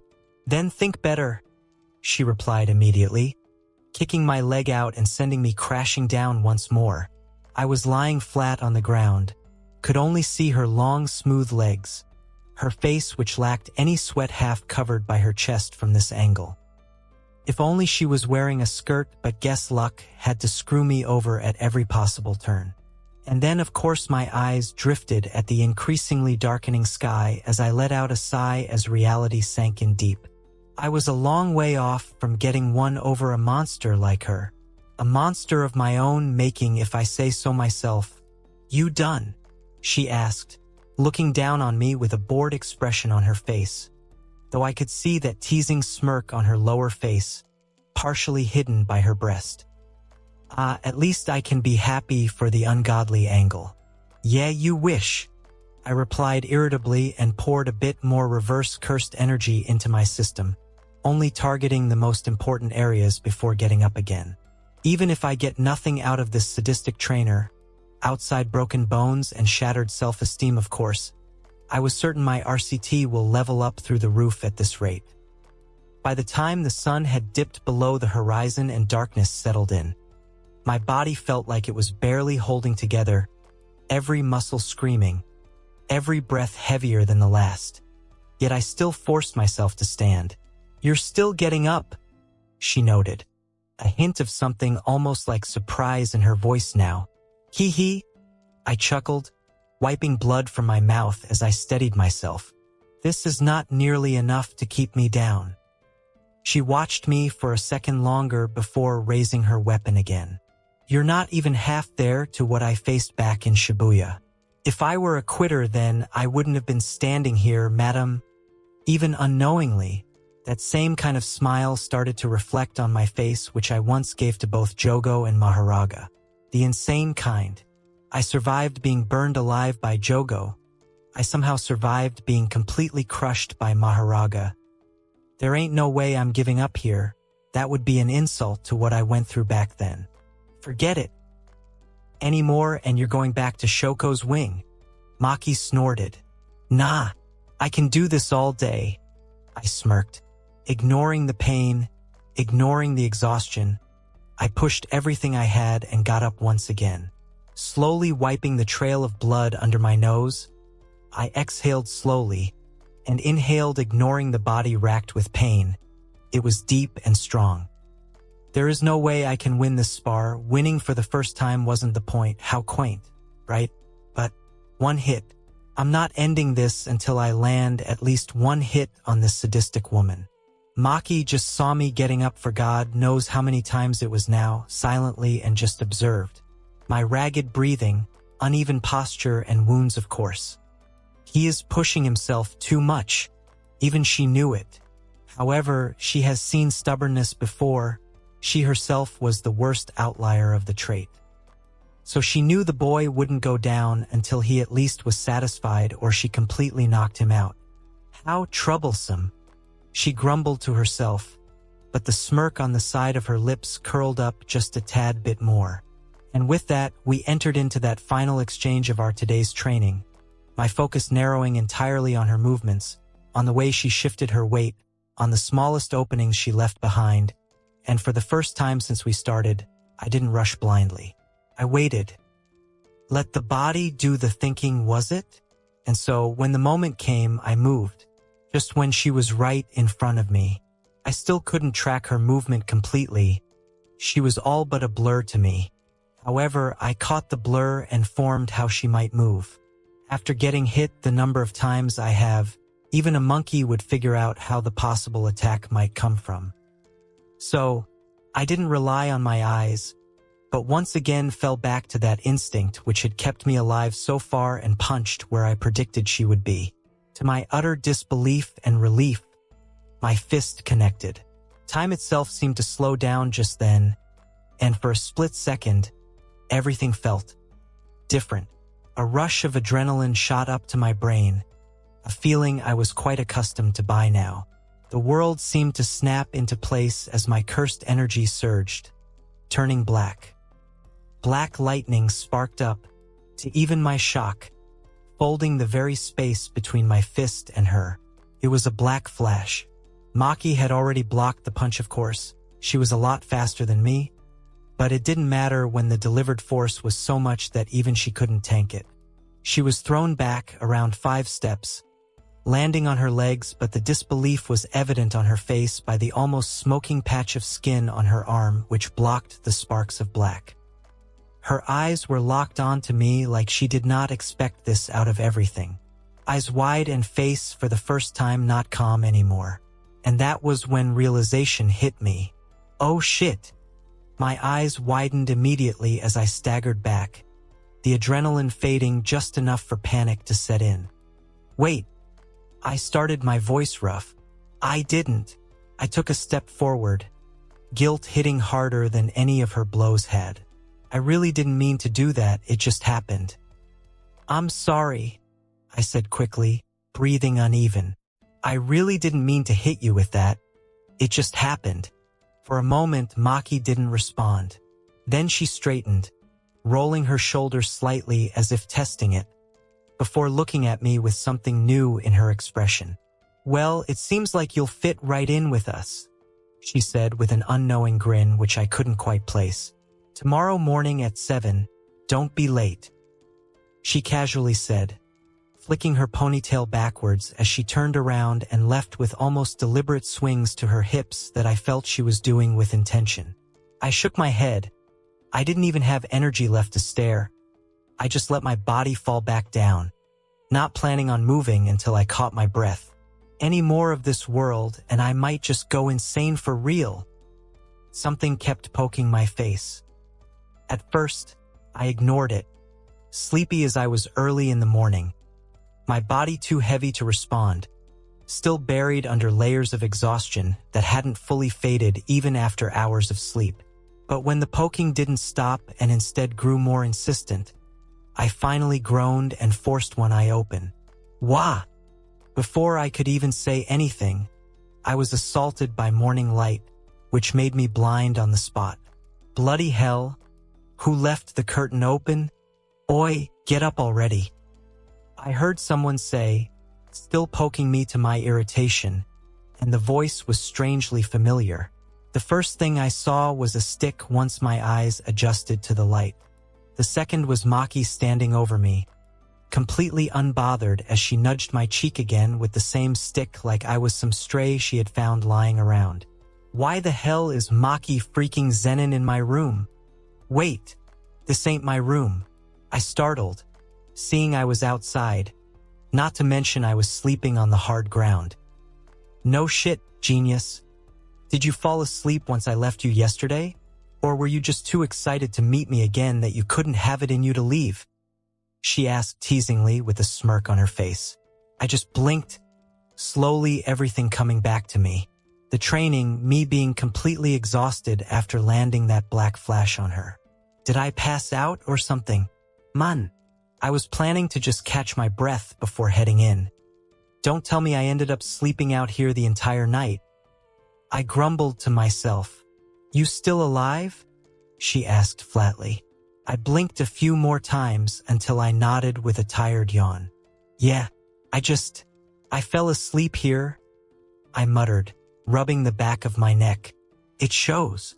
Maki snorted and extended her hand toward me. I blinked, honestly not expecting the gesture from her, but still happily took her hand and got up. Thanks. Maki raised her eyebrow curiously. Don't thank me just yet. Remember what I told you yesterday. It's already 7. Let's start the training. I stiffened, lips pursing and body going stiff as a board. More training. I know I asked her for it, but, and as if my gut already knew what kind of blasphemous thoughts I was cooking up, it growled to let me know it needed sustenance. May I get a little break?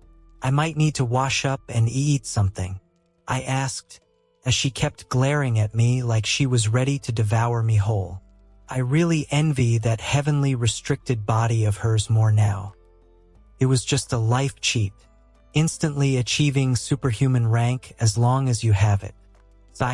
No kidding, she replied, placing both her hands on her waist while tilting slightly closer toward me as if she was annoyed. And you were supposed to meet me at 7. I sighed again and let out a long breath, dragging a hand down my face as I forced myself to now directly look into her eyes. They were a distraction I could do without this early in the morning. Fine, let's get the training started first, I said, with a bit of unwilling tone mixed in, trying to shake off the lingering stiffness and hunger. We can start. Maki just deliberately kept looking at me before backing off, hands still on her sides, and huffed. Yeah. No. Maki rolled her eyes and snorted, turning away as she tossed the stick aside. You look like you're about to collapse again. I will not collapse, I replied with irritation. That happened only because I was completely out of cursed energy, and I was completely spent in Shibuya after non-stop boss fights. Doesn't matter. Go wash up and eat something, she said without even looking back at me. Then come find me. I hesitated, only for a bit though, since my stomach was there once again to remind me that it needed food. Fine, I sighed, before heading inside. And sorry for this, it won't happen again, promise. I replied sheepishly. Maki just shook her head side to side. Idiot. The halls of Tokyo Jujutsu High were quieter than I expected, though recalling how few sorcerers actually join each year, it was just about right. While I was entirely new to the place, it didn't take me long to find something resembling a dining area. And as soon as I stepped in, I noticed two familiar figures already there. Nobara spotted me first. "Well, look who's finally awake," she said, leaning back slightly with a smirk. "The pervert." "What? Hey, don't call me that. I told you what happened was a mistake. You yourself saw what that cursed spirit did." I quickly replied, "I really didn't touch her breast intentionally. Like I am believing a pervert like you, pervert." She stuck her tongue at me childishly and grinned. "Wait, she was pulling my leg, wasn't she? She got me all worked up for no reason." Sigh. Perhaps that title was not a big deal in an anime world, but that could have ruined a person's entire reputation back on Earth, especially when the subject in question was a high school girl. I gave her an exasperated look before turning toward the boy who was looking at me like I was some sort of alien. Megumi Fushiguro glanced up, his expression neutral but clearly curious. I grabbed something simple to eat before walking over. "Mind if I join?" I asked. "Go ahead," Nobara said, already eyeing me like she had 100 questions lined up. I sat down across from them, taking a quick bite before speaking. "Name's Yami," I said. "Yami Akindo." Megumi nodded slightly. "Megumi Fushiguro." "Oh, no longer hiding your name, are we?" Nobara raised her brows as if impressed I recalled my own name. I shot another annoyed look at the girl. I couldn't recall it back then. I forgot after being hit in the head. I didn't wish to go into the entire me getting hit with Gojo's domain explanation, so they had to do with just that. "So, you're the one who showed up in Shibuya and started throwing hands with special grades like it was nothing?" Megumi asked. I nearly choked on my food. Pure slender. "It was them who came at me. If it was on me, I would have wanted nothing less than to stay away from all that nonsense." I replied with irritation. Felt like my blood was boiling, recalling the absolute ridiculousness of the situation back in Shibuya as I thumped the table with irritation. "Oh please," she shot back. "Don't act like a victim when you have a domain, you poser. You don't get to act pitiful. It's disgusting." Nobara snorted. Clearly there was a jealous tone mixed in there somewhere. Megumi's eyes widened slightly as soon as he heard the word domain mentioned. "I thought you just unlocked your technique back in Shibuya." Megumi asked, clearly interested in how the newcomer was able to establish his domain and use it so easily. Before I could respond, Nobara added in from the side, "He's like Hikari." Megumi heard this and nodded with understanding. While neither him nor Nobara had met the man in person, they knew about his technique since it was recorded. A completely domain-based technique which made it easier for him to use his domain. Usually people run away if they are not already dead. Megumi added. I almost had a vein pop there. Does this bum think I didn't try? I let out a quiet sigh. "I just did what I had to," I said, keeping it simple. Megumi studied me for a moment longer before speaking again. "You don't seem like a trained sorcerer." "I'm not," I replied honestly. Nobara leaned forward slightly, resting her chin on her hand. "Which makes it even weirder," she said. "You've got a lot to explain. Your principal seems to think the same. Too bad I'm not good at explaining stuff." I shrugged. "You know you're still a curse user, right?" Megumi added. I couldn't help but roll my eyes at this. Curse users or jujutsu sorcerers. Both were exactly the same, just depends on which side they stand on. Jujutsu sorcerers were the official magicians of this world, while curse users were treated like terrorists. Now, I wouldn't blame them for this approach when most of the curse users use their powers for their own interest, and seeing the usual crackheadedness of characters in this world who have any shimmer of relation with Jujutsu, it certainly made sense why curse users were seen like a plague. Even if I don't intend to use my powers for anything bad? I asked. If you intend to keep using cursed energy and your technique and don't join Jujutsu tech, then yes. You will be classified as a curse user. Megumi responded. Knew it. And I call bullshit. If anything, I'll say those annoying higher-ups which Gojo in the anime was so opposed to are just trying to screw over any and all who have cursed energy and don't answer to them directly. Well, that makes it simple then, isn't it? I just have to join Jujutsu tech. I shrugged. You serious? Nobara asked, a bit startled at my casual declaration. You bet I am. I grinned. Already training with Maki to get stronger. Both winced as soon as they heard Maki's name, clearly thinking the same thing as why train with her of all people. By the way, Akindo, I asked everyone who was back in Shibuya that night and none seemed to know. So, can you recall and tell me whether you saw a giant monster with a wheel on his head destroying things in there? Megumi asked, and my smile went as stiff as a board. Now he remembers he unleashed that monster on the universe to handle. No, not that I recall any with that description. Why suddenly ask something like that? I shook my head, definitely not intending to explain what happened back then. Megumi looked at me for a second, like observing me, until he shook his head. Nothing, it's nothing. Forget I asked. As for why he asked, it was because he was confused why the hell he was alive. Was that blonde really that strong that he killed Maharaga? The second day of training ended much like the first, except this time it was worse. And Maki once again stood over Yami as he collapsed onto the ground once again. His body hitting the dirt with a dull thud as whatever strength he had left finally gave out, and even without saying it out loud, she could tell just how far she had pushed him this time.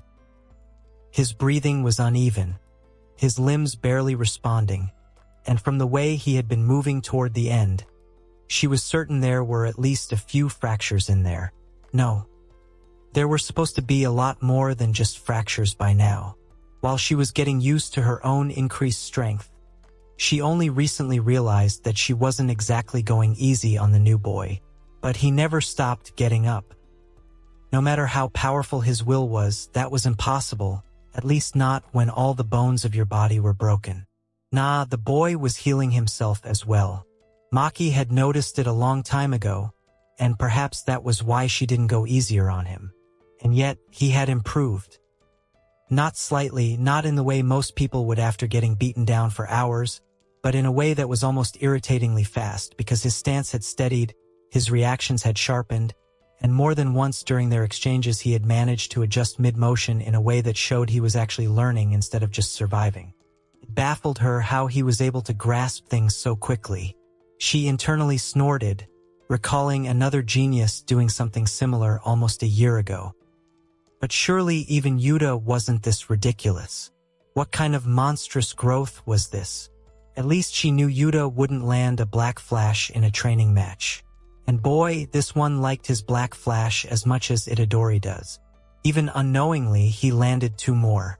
Good for him, since those were the only things that harmed her. And after landing those blessed punches, he just became more relentless. She was sporting more wounds herself compared to yesterday.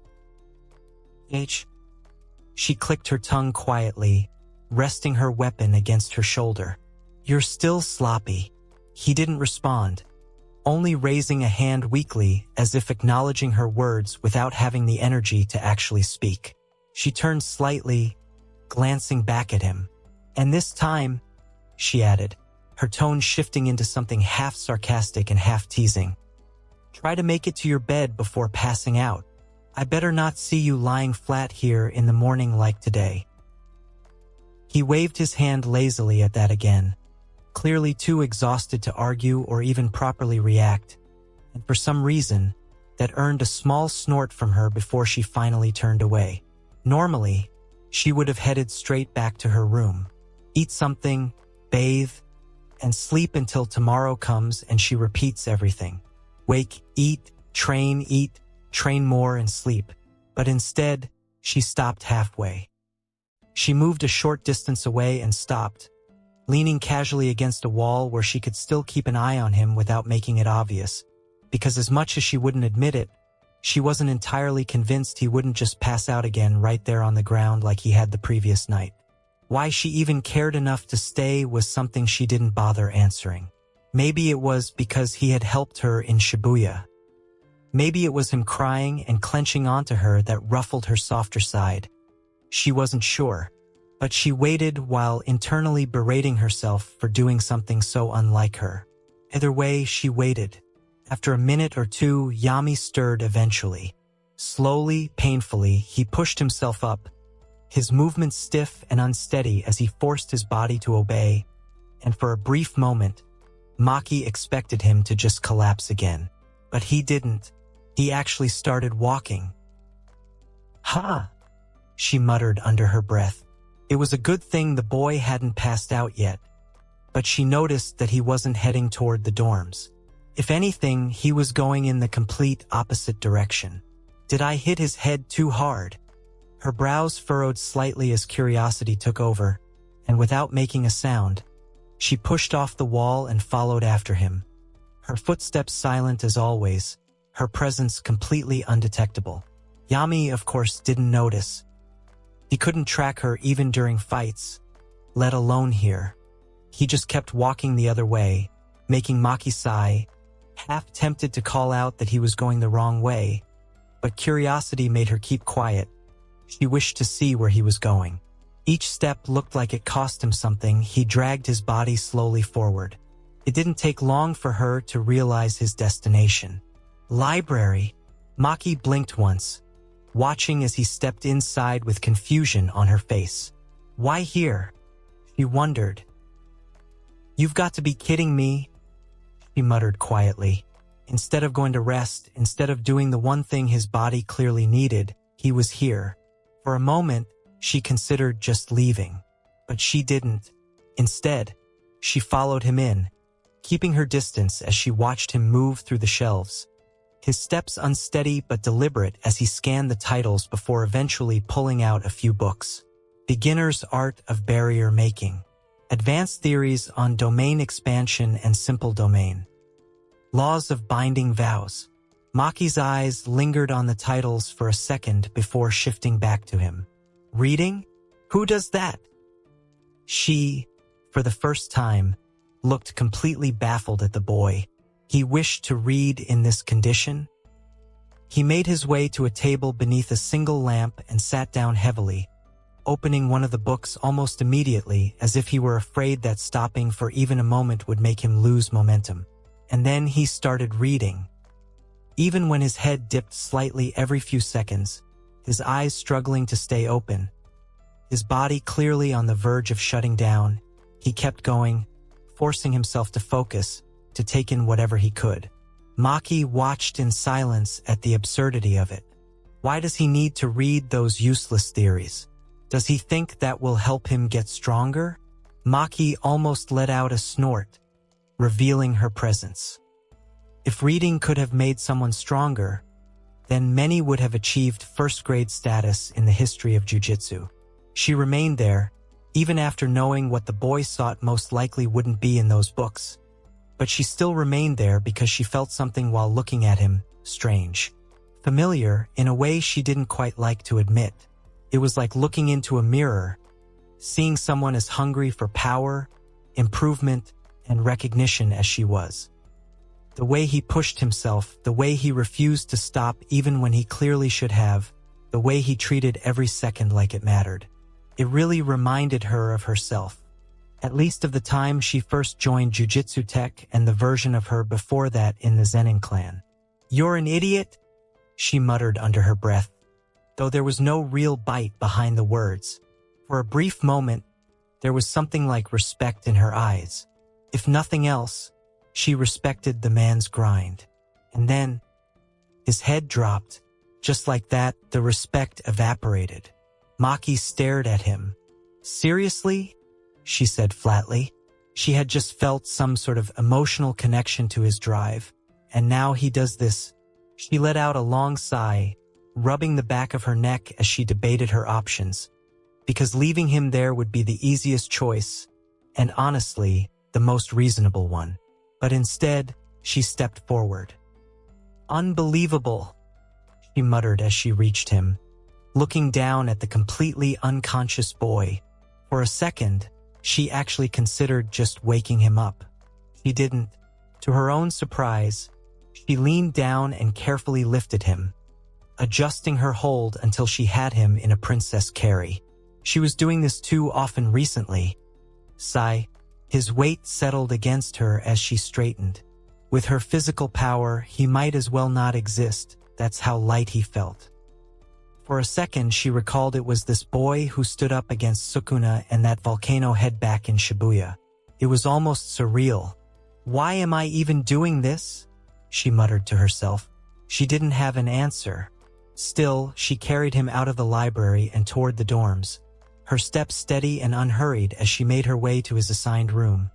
Pushing the door open, which fortunately was unlocked, and stepping inside before placing him down on the bed. He didn't stir. Not even slightly. What a headache this boy is. She turned to leave after making sure he was comfortable, but then paused. She turned as her eyes shifted back to him just in time to see it.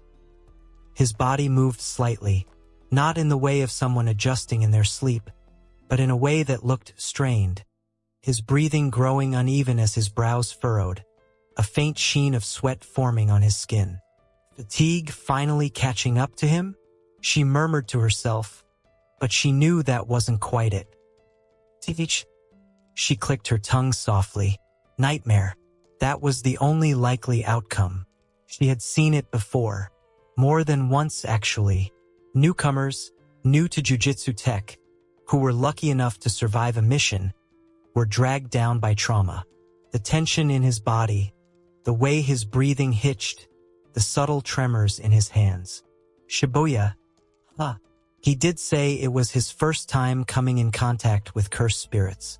Poor bastard had to face the worst of it. Maki sighed. Generally, even a special grade sorcerer would start with a simple 3rd or 2nd grade cursed spirit at the beginning, not get hurried into a special grade. And this one fought multiple of them. No wonder the boy was so jumpy at even the slightest twitch. She recalled how he reacted when she caught him off guard from behind yesterday. Her gaze lingered on his face for a moment longer, and that was when she noticed it properly. The dark circles under his eyes. The exhaustion that hadn't really gone away even after rest. "You really pushed yourself, huh?" she muttered quietly. She wasn't sure what made her do it. Maybe it was instinct. Maybe it was habit from long ago with her sister. But instead of leaving, she sat down beside him, her expression softer than usual as she reached out, her hand resting lightly against his head before she began to run her fingers gently through his hair. It was something she hadn't done in years. Not since she and Mai were kids. The motion was slow, steady, almost absent-minded, but it seemed to have an effect because after a few moments, his breathing began to even out slightly, the tension in his body easing just a bit. She just stayed there for a while, her hand moving gently as she watched him sleep, a complicated expression settling on her face. "You know I'm beating you harder tomorrow because of how much trouble you're causing me, right?" She muttered one last time, a small chuckle coming to her throat seeing she was talking to the sleeping boy. Maki stirred awake as something seemed to tickle her nose. The early morning light filtered softly through the curtains, casting a quiet glow across the room as her eyes slowly opened, still heavy with sleep, only for her senses to sharpen almost immediately when she realized she was not in her own bed. For a brief second, confusion crossed her face before memory caught up, and with it came the awareness of exactly where she was. The itchiness on her nose spiked as she shifted slightly, hurling something into her nostril. She backed off with a quick jerk only to find a mop of black locks right in front of her face. On further observation, she noticed that she was lying right beside Yami. No, lying next to each other didn't seem to explain their condition quite clearly. They were completely entangled with each other. His head was nestled deep into her bosom, hands snaking around her waist, and both of their legs were lapped around each other. She herself unknowingly had a tight grasp on his back and head with both of her hands, which were wrapped around him, as if pulling him closer to her. No wonder she felt so comfortable. She had a human-sized cushion to snuggle into. The way she was holding on to him, she wouldn't have found it strange that it was her alone who was responsible for both of them ending up in this embarrassing position to begin with. A rare flash of color spread across her cheeks as she stiffened slightly, her mind processing how she had ended up here after intending to simply leave him to rest, only to have dozed off while sitting beside him. Carefully, almost cautiously, she turned her head to look at him. He was still asleep. His breathing was steady and calm. They were snuggling so close that she could feel his heat, his breath, and his heartbeat alone. His expression was far more relaxed than it had been the night before, as if her presence was giving him reassurance that he was safe. And for a moment, Maki simply watched him, the faint tension in her shoulders easing as she let out a quiet breath of relief. "Good. Stay just like that," she muttered under her breath. Slowly, she began to move, carefully untangling herself from him without making too much noise, making sure not to wake him in the process, because the last thing she wanted was to deal with whatever awkward explanation would follow if he opened his eyes right now. Once free, she stood up, adjusting her posture slightly before glancing back at him one last time, and without really thinking about it, she reached out and gave his hair a small, gentle ruffle, the motion brief but oddly natural. Then she turned and left the room. The door closed softly behind her, and the moment it did, the boy in question had his eyes snap open wide. I stayed still, completely still, not even daring to shift as I stared at the ceiling, my mind catching up to everything that had just happened. I had already been awake earlier, long enough to realize that Maki had been lying right next to me, and not just that, but that we had somehow ended up tangled enough in our sleep that moving even slightly would have risked waking her. The last thing I wished for was to wake up that sadistic woman, let alone have to explain why we both were sleeping together. To be honest, I still wasn't certain why. Last I remember, I was supposed to be in the library, right? Did I read and come back to my room? I couldn't recall any of it. So I stayed, pretended to sleep, because honestly, what else was I supposed to do? Get up and leave my own room? Yeah. No? I muttered under my breath, finally letting out a quiet sigh as I pushed myself up slightly, running a hand through my hair as I tried to process the situation. While it felt very comforting to get snuggled into her like that, I shook my head and questioned once again why this would have happened. And the answer was only one. I might have fallen asleep in the library and Maki had brought me here, and didn't go back. That was the most likely explanation. Sigh. I let out another sigh and ruffled my hair, a dreading feeling creeping in that today's training was going to be extra painful for some reason. Outside of the room, just as Maki left the room, she didn't seem to think it necessary to check whether someone was looking. Unfortunately for both of them, someone was indeed there. Panda had just turned the corner at the perfect, or perhaps worst possible time. He froze, then blinked his panda eyes as Maki stepped out of the new guy's room. Silence. He let the sadistic woman go first. He was an animal, yes, but he wasn't stupid. Then slowly, very slowly, his expression began to change. "Oh," he said, his voice low and thoughtful. "Oh." I rushed to do my daily rituals as fast as I could before stuffing my face with whatever was available in the cafeteria before rushing to the training ground. I was late yesterday. I don't intend to repeat that. The moment I stepped onto the training ground, though, I knew something was off. For once, Maki was already there, standing with her weapon resting against her shoulder like always. Yet for some reason, neither of us spoke, and more importantly, neither of us looked directly at each other. I was a bit too fidgety to calm my racing nerves, and she was trying pretty hard to hide that small blush on her face, seeing my misery. At least, I hope she still thought I didn't know what happened. Every time our gazes even came close to meeting, one of us would look away first, as if silently agreeing to pretend that nothing unusual had happened, which only made it worse, because when we both were intended to meet and train together, yet didn't speak with each other for a better part of a minute after coming face to face, the environment turned extremely awkward on both sides. I cleared my throat, shifting my stance slightly. "So, we starting?" I asked, trying to sound normal. "Obviously," she replied. That seemed to finally break the ice between us, though her eyes were still fixed somewhere past my shoulder rather than on me. "Don't expect me to go easy on you just because you slept properly last night." I had to muster every bit of self-composure I had to keep from breaking out in either a blush or a grimace, which could feel borderline overacting and reveal my real thoughts. Did she have to bring up sleep in the conversation? But teasing can go both ways, Missy. You can tell. I grinned, ruffling the back of my head with a sheepish smile. Actually, I couldn't sleep well after what happened in Shibuya. All sorts of nightmares were haunting me in my dreams. But last night was different. I trailed off, making her stiff. "Different? How?" she asked, acting like she didn't care. I can't say exactly, but I felt comfortable. Like someone was there for me, holding me in an embrace. I even dreamed about hugging this beautiful angel in my dream. It was something else, honestly. If only I could ask God for that feeling once again. It felt so nice, so... "Whatever," she intervened midway. "You're here to train or what?" She snapped, moving away from me, facing the other way, but I could tell she was trying hard to hide her face. And indeed she was. Maki was blushing up a storm at this description.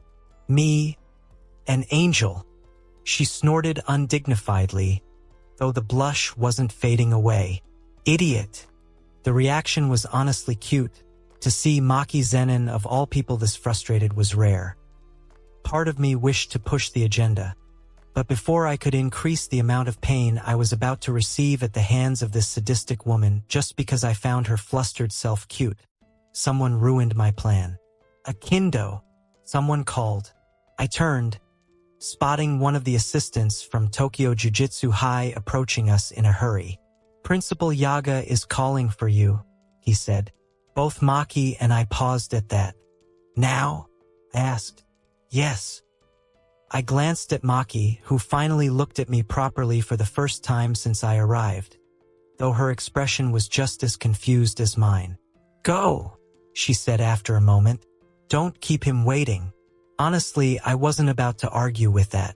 "Yeah," I muttered, already turning. "I'll be back." And with that, I left the training ground behind. When I stepped into Mazumichi Yaga's office, the first thing I noticed was how tired he looked. Not physically, but something deeper, something that showed in the way he sat, the way his gaze lingered for just a moment too long before settling on me. "You called for me?" I said, stepping forward. "I did," he replied, gesturing for me to sit. I took the seat, waiting. For a moment, he didn't say anything, instead studying me in silence before finally speaking. "I've heard about your training," he said, "and your decision to stay here." I nodded. "Yeah." "And you intend to fight?" he continued. "Yes." His eyes narrowed slightly. "You mean that?" Ido. There was no hesitation in my voice. He leaned back slightly, folding his arms. "Then answer me this," he said. "Why do you want to join Tokyo Jujutsu High?" I already knew this question mattered. Anime knowledge to the rescue. Not the words mattered as much as the intent behind them for this particular question. I took a breath before answering. "I want to get stronger," I said, my voice steady. "Strong enough that I never end up like I did in Shibuya again." His gaze sharpened. "I was helpless," I continued, the memory still clear in my mind. I ran, I survived, it was horrible honestly. I thought I'll die every second of that night. Even I'm uncertain how I'm alive. I don't want to be that weak and helpless anymore. Never. I clenched my hands slightly. And if I get stronger, I added, then maybe I can stop things like that from happening to others, so no one else has to go through that. Silence followed. Yaga didn't respond immediately, his expression unreadable as he seemed to weigh my words. Not just what I said, but how I said it. That's not a noble answer, he said after a moment. I doubt you wanted a noble answer from me, I replied. You're right on that one. I didn't say anything after that. I just let him glare at me. I stuck with my answer. He let out a quiet breath before nodding slightly. Good, he said. Relief didn't come, though, because his expression didn't ease. There's something else, he continued. I straightened slightly. The higher-ups have called for me, he said. And for you. My brows furrowed. Me? Yes. A slight tension settled in my chest. Why me? What did I do? They're aware of you, he added. What you did in Shibuya. Since you're not a jujutsu sorcerer, they are within their right to declare you a curse user. They haven't done it so far since you have shown no hostile intention and since I spoke up for you. However, it's only so far they can let you recover here. They need to know where your loyalty lies. They wish to assess you. Assist my ass, they are calling me to show who pulls the strings. It's a damn power play move. Or even worse, they are trying to target me for something. Makes sense since they would at least know that I stood up against a few special grade curses in Sukuna. Damn my life. That didn't sound good. Not at all. I'm not even sure what kind of power these higher-ups hold since they never dared to move when Gojo was covering up students like Yuta and Yuji. Yaga leaned forward slightly, his gaze firm. Before we go, he said, I need to know something. I met his eyes. When you stand in front of them, he continued, will you remain indifferent? Or will you stand as a jujutsu sorcerer? The question hung in the air. I understood what he meant. He was asking me to choose. Either join the jujutsu sorcerers and be one with them, effectively not letting them press any charges onto me legally about being a curse user. But that would put me under their command. Follow their orders and lick their asses. Even though I didn't know what kind of command structure and authority these higher-ups had, once again the irritation of not reading the manga hit me hard. I at least knew that Gojo was against them, meaning they were bad news. I exhaled slowly. I'll stand, I said, as a sorcerer, because it was still better than being hunted. Yaga watched me for a moment longer. Then he nodded. Good, he said quietly. You may go. Yaga nodded. I sighed, wondering what kind of trouble was in front of me with this impromptu call from the higher-ups. And then a sharp irritation flashed inside me. I just had enough of this world. I hope whatever they have in mind is reasonable, 'cause if not, then I too am not feeling very civilized after Shibuya. By the time I stepped out of Mazumichi Yaga's office, the weight of that conversation still lingered in my chest, though not in a way that slowed my steps, because if anything, it only made things clearer. Trouble had once more come chasing my shadow, and here I had almost started to feel relaxed. So I have to get strong. Like, so strong that ordinary people no longer think winning against me is a possibility. Like how it was for both Sukuna and Gojo. Perhaps only then will my troubles stop. Shaking my head, I marched back toward the training ground. I found that the earlier awkwardness from the morning had already started to fade from my mind. When I arrived, Maki was already waiting. She didn't ask why I had been called. Not even a glance that questioned it. Instead, she simply tilted her head slightly and said, You done? Yeah.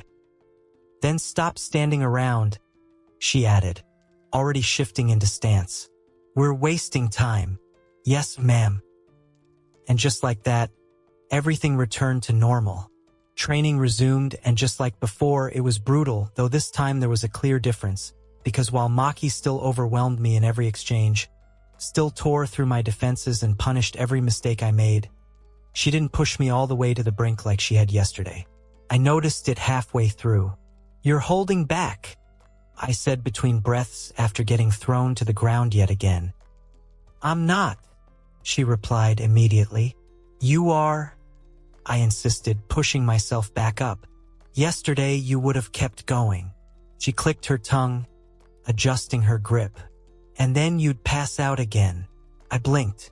"So you admit you're a sadistic woman?" "I admit nothing," she shot back flatly. "I just don't feel like dragging your unconscious body around again." There was a pause. "That was you?"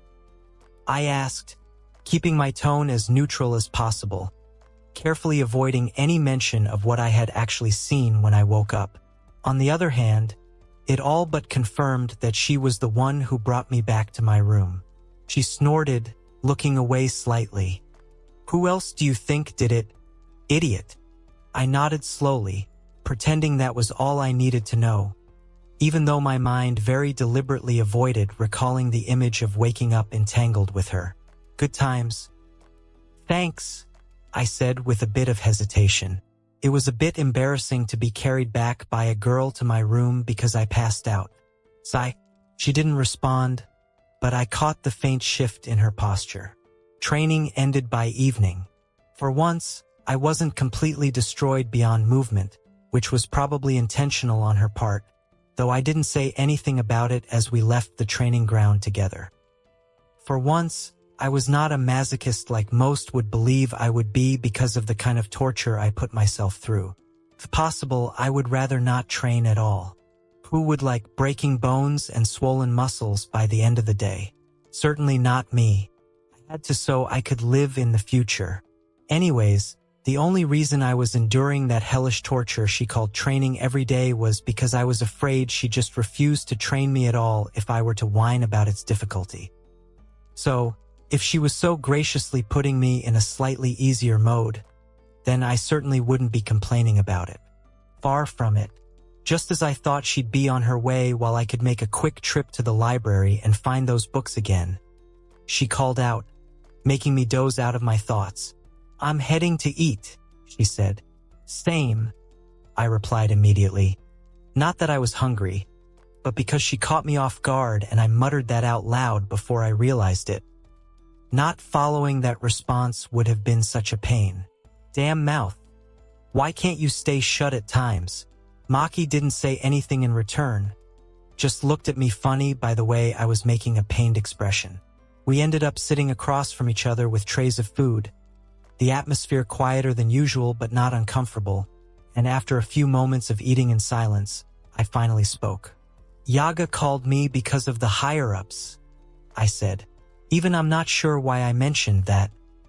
Perhaps I needed someone else's input in this matter, or maybe I was starving for normal human interaction which didn't border on violence and gore. And that also got a reaction out of her. Her expression darkened almost instantly, her chopsticks pausing mid-air.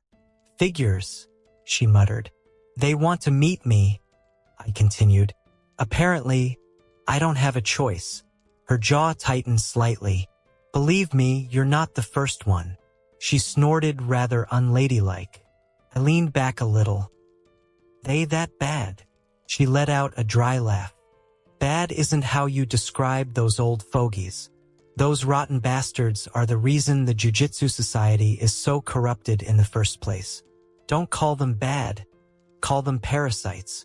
Her gaze sharpened as she looked at me. "Just be careful," she added. "Those people don't care about you, your intentions, or what you did in Shibuya. They only care about control.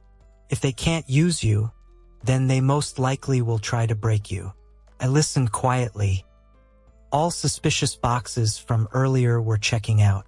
I was in for a ride, wasn't I? And a ride which I definitely wouldn't like, by the looks of things in Maki's face. "My promotion got delayed because the Zenin clan didn't want it," she continued, her tone turning colder. Not because I wasn't qualified, but because it didn't suit them. I frowned slightly. And who do you think is corrupted enough to do as one of the big sorcerer clans demands from them? Maki scowled. I blinked, recalling that was indeed mentioned in the anime, and I never thought about it. Of course, the Zenin clan must have sway with those higher-ups if they could stop Maki's promotion. Once again explaining how corrupt the organization of Jujutsu sorcerers might be. And then there's Okatsu, she added. He was a student from my year, currently studying outside. They ordered his execution once. I paused. It was obvious that anyone would ask why. But I already knew and didn't wish to waste time, so I skipped that entire talk, letting her speak. They also did the same for Itadori, she finished. Yeah, I heard about him from Nobara and Megumi, I replied while nodding. Every time something like that happens, she said, her grip tightening slightly. They're involved. I nodded slowly. Got it. Magical version of corrupt politicians. There wasn't much else to say about that. The conversation drifted after that, moving on to lighter topics, and eventually back to something more immediate. You still planning to hit the library after this? She asked. Yeah, I replied. Need to understand more about barriers, domains, binding vows. All of it. She snorted as if I was wasting my time, which most likely could be the case, since I had no idea what was in those books yet, whether I'll find anything useful in them or if it was all nonsense. I'll only know when I read them. There was a brief pause before I spoke again. You were the one who carried me yesterday? I asked, keeping my tone casual, deliberately steering away from anything that could expose what actually happened this morning. She rolled her eyes. We already went over this. I know, I said, just asking why you bothered. That made her pause. For a moment, she didn't answer, instead looking off to the side before letting out a small breath. Don't overthink it, she said at first. I just didn't want my punching bag getting sick. I raised an eyebrow. Seriously? I asked. She clicked her tongue. What? You want something sentimental? Kinda expected it at this point, I admitted. She glared at me briefly before looking away again. You're annoying, she muttered. I kind of prided myself on that achievement, actually. Then, after a moment, her expression shifted slightly. You remind me of someone, she said. I blinked. I reminded her of someone? Who? Myself, she added after a pause. And my sister, at least when we were little. That caught my attention. Your sister, you're talking about correct? I asked. She nodded faintly, her gaze distant now, while I wondered what was similar between this sadistic woman and that inefficient bum of a sister of hers. The Zenin clan wasn't exactly kind to girls, she continued, her voice steady but carrying an edge. And I didn't need my mental knowledge to know how important this talk was to her. I could tell by a simple glance at her face. Bullying, starving, looking down on us, you name it. Those bastards only care how strong one is and what is there between someone's legs, she said with so much anger that I almost felt anxious for my own safety. Her grip tightened slightly around her chopsticks to the point they finally gave up and snapped into two. As you know, both my sister and I are twins. We were already being looked down on because of that. But then neither of us developed any powerful curse technique either. I, for once, don't even have enough cursed energy to see cursed spirits without these glasses. She paused while pointing to her glasses. And my lacks sufficient cursed energy to use her technique correctly either. That's why I left, she said.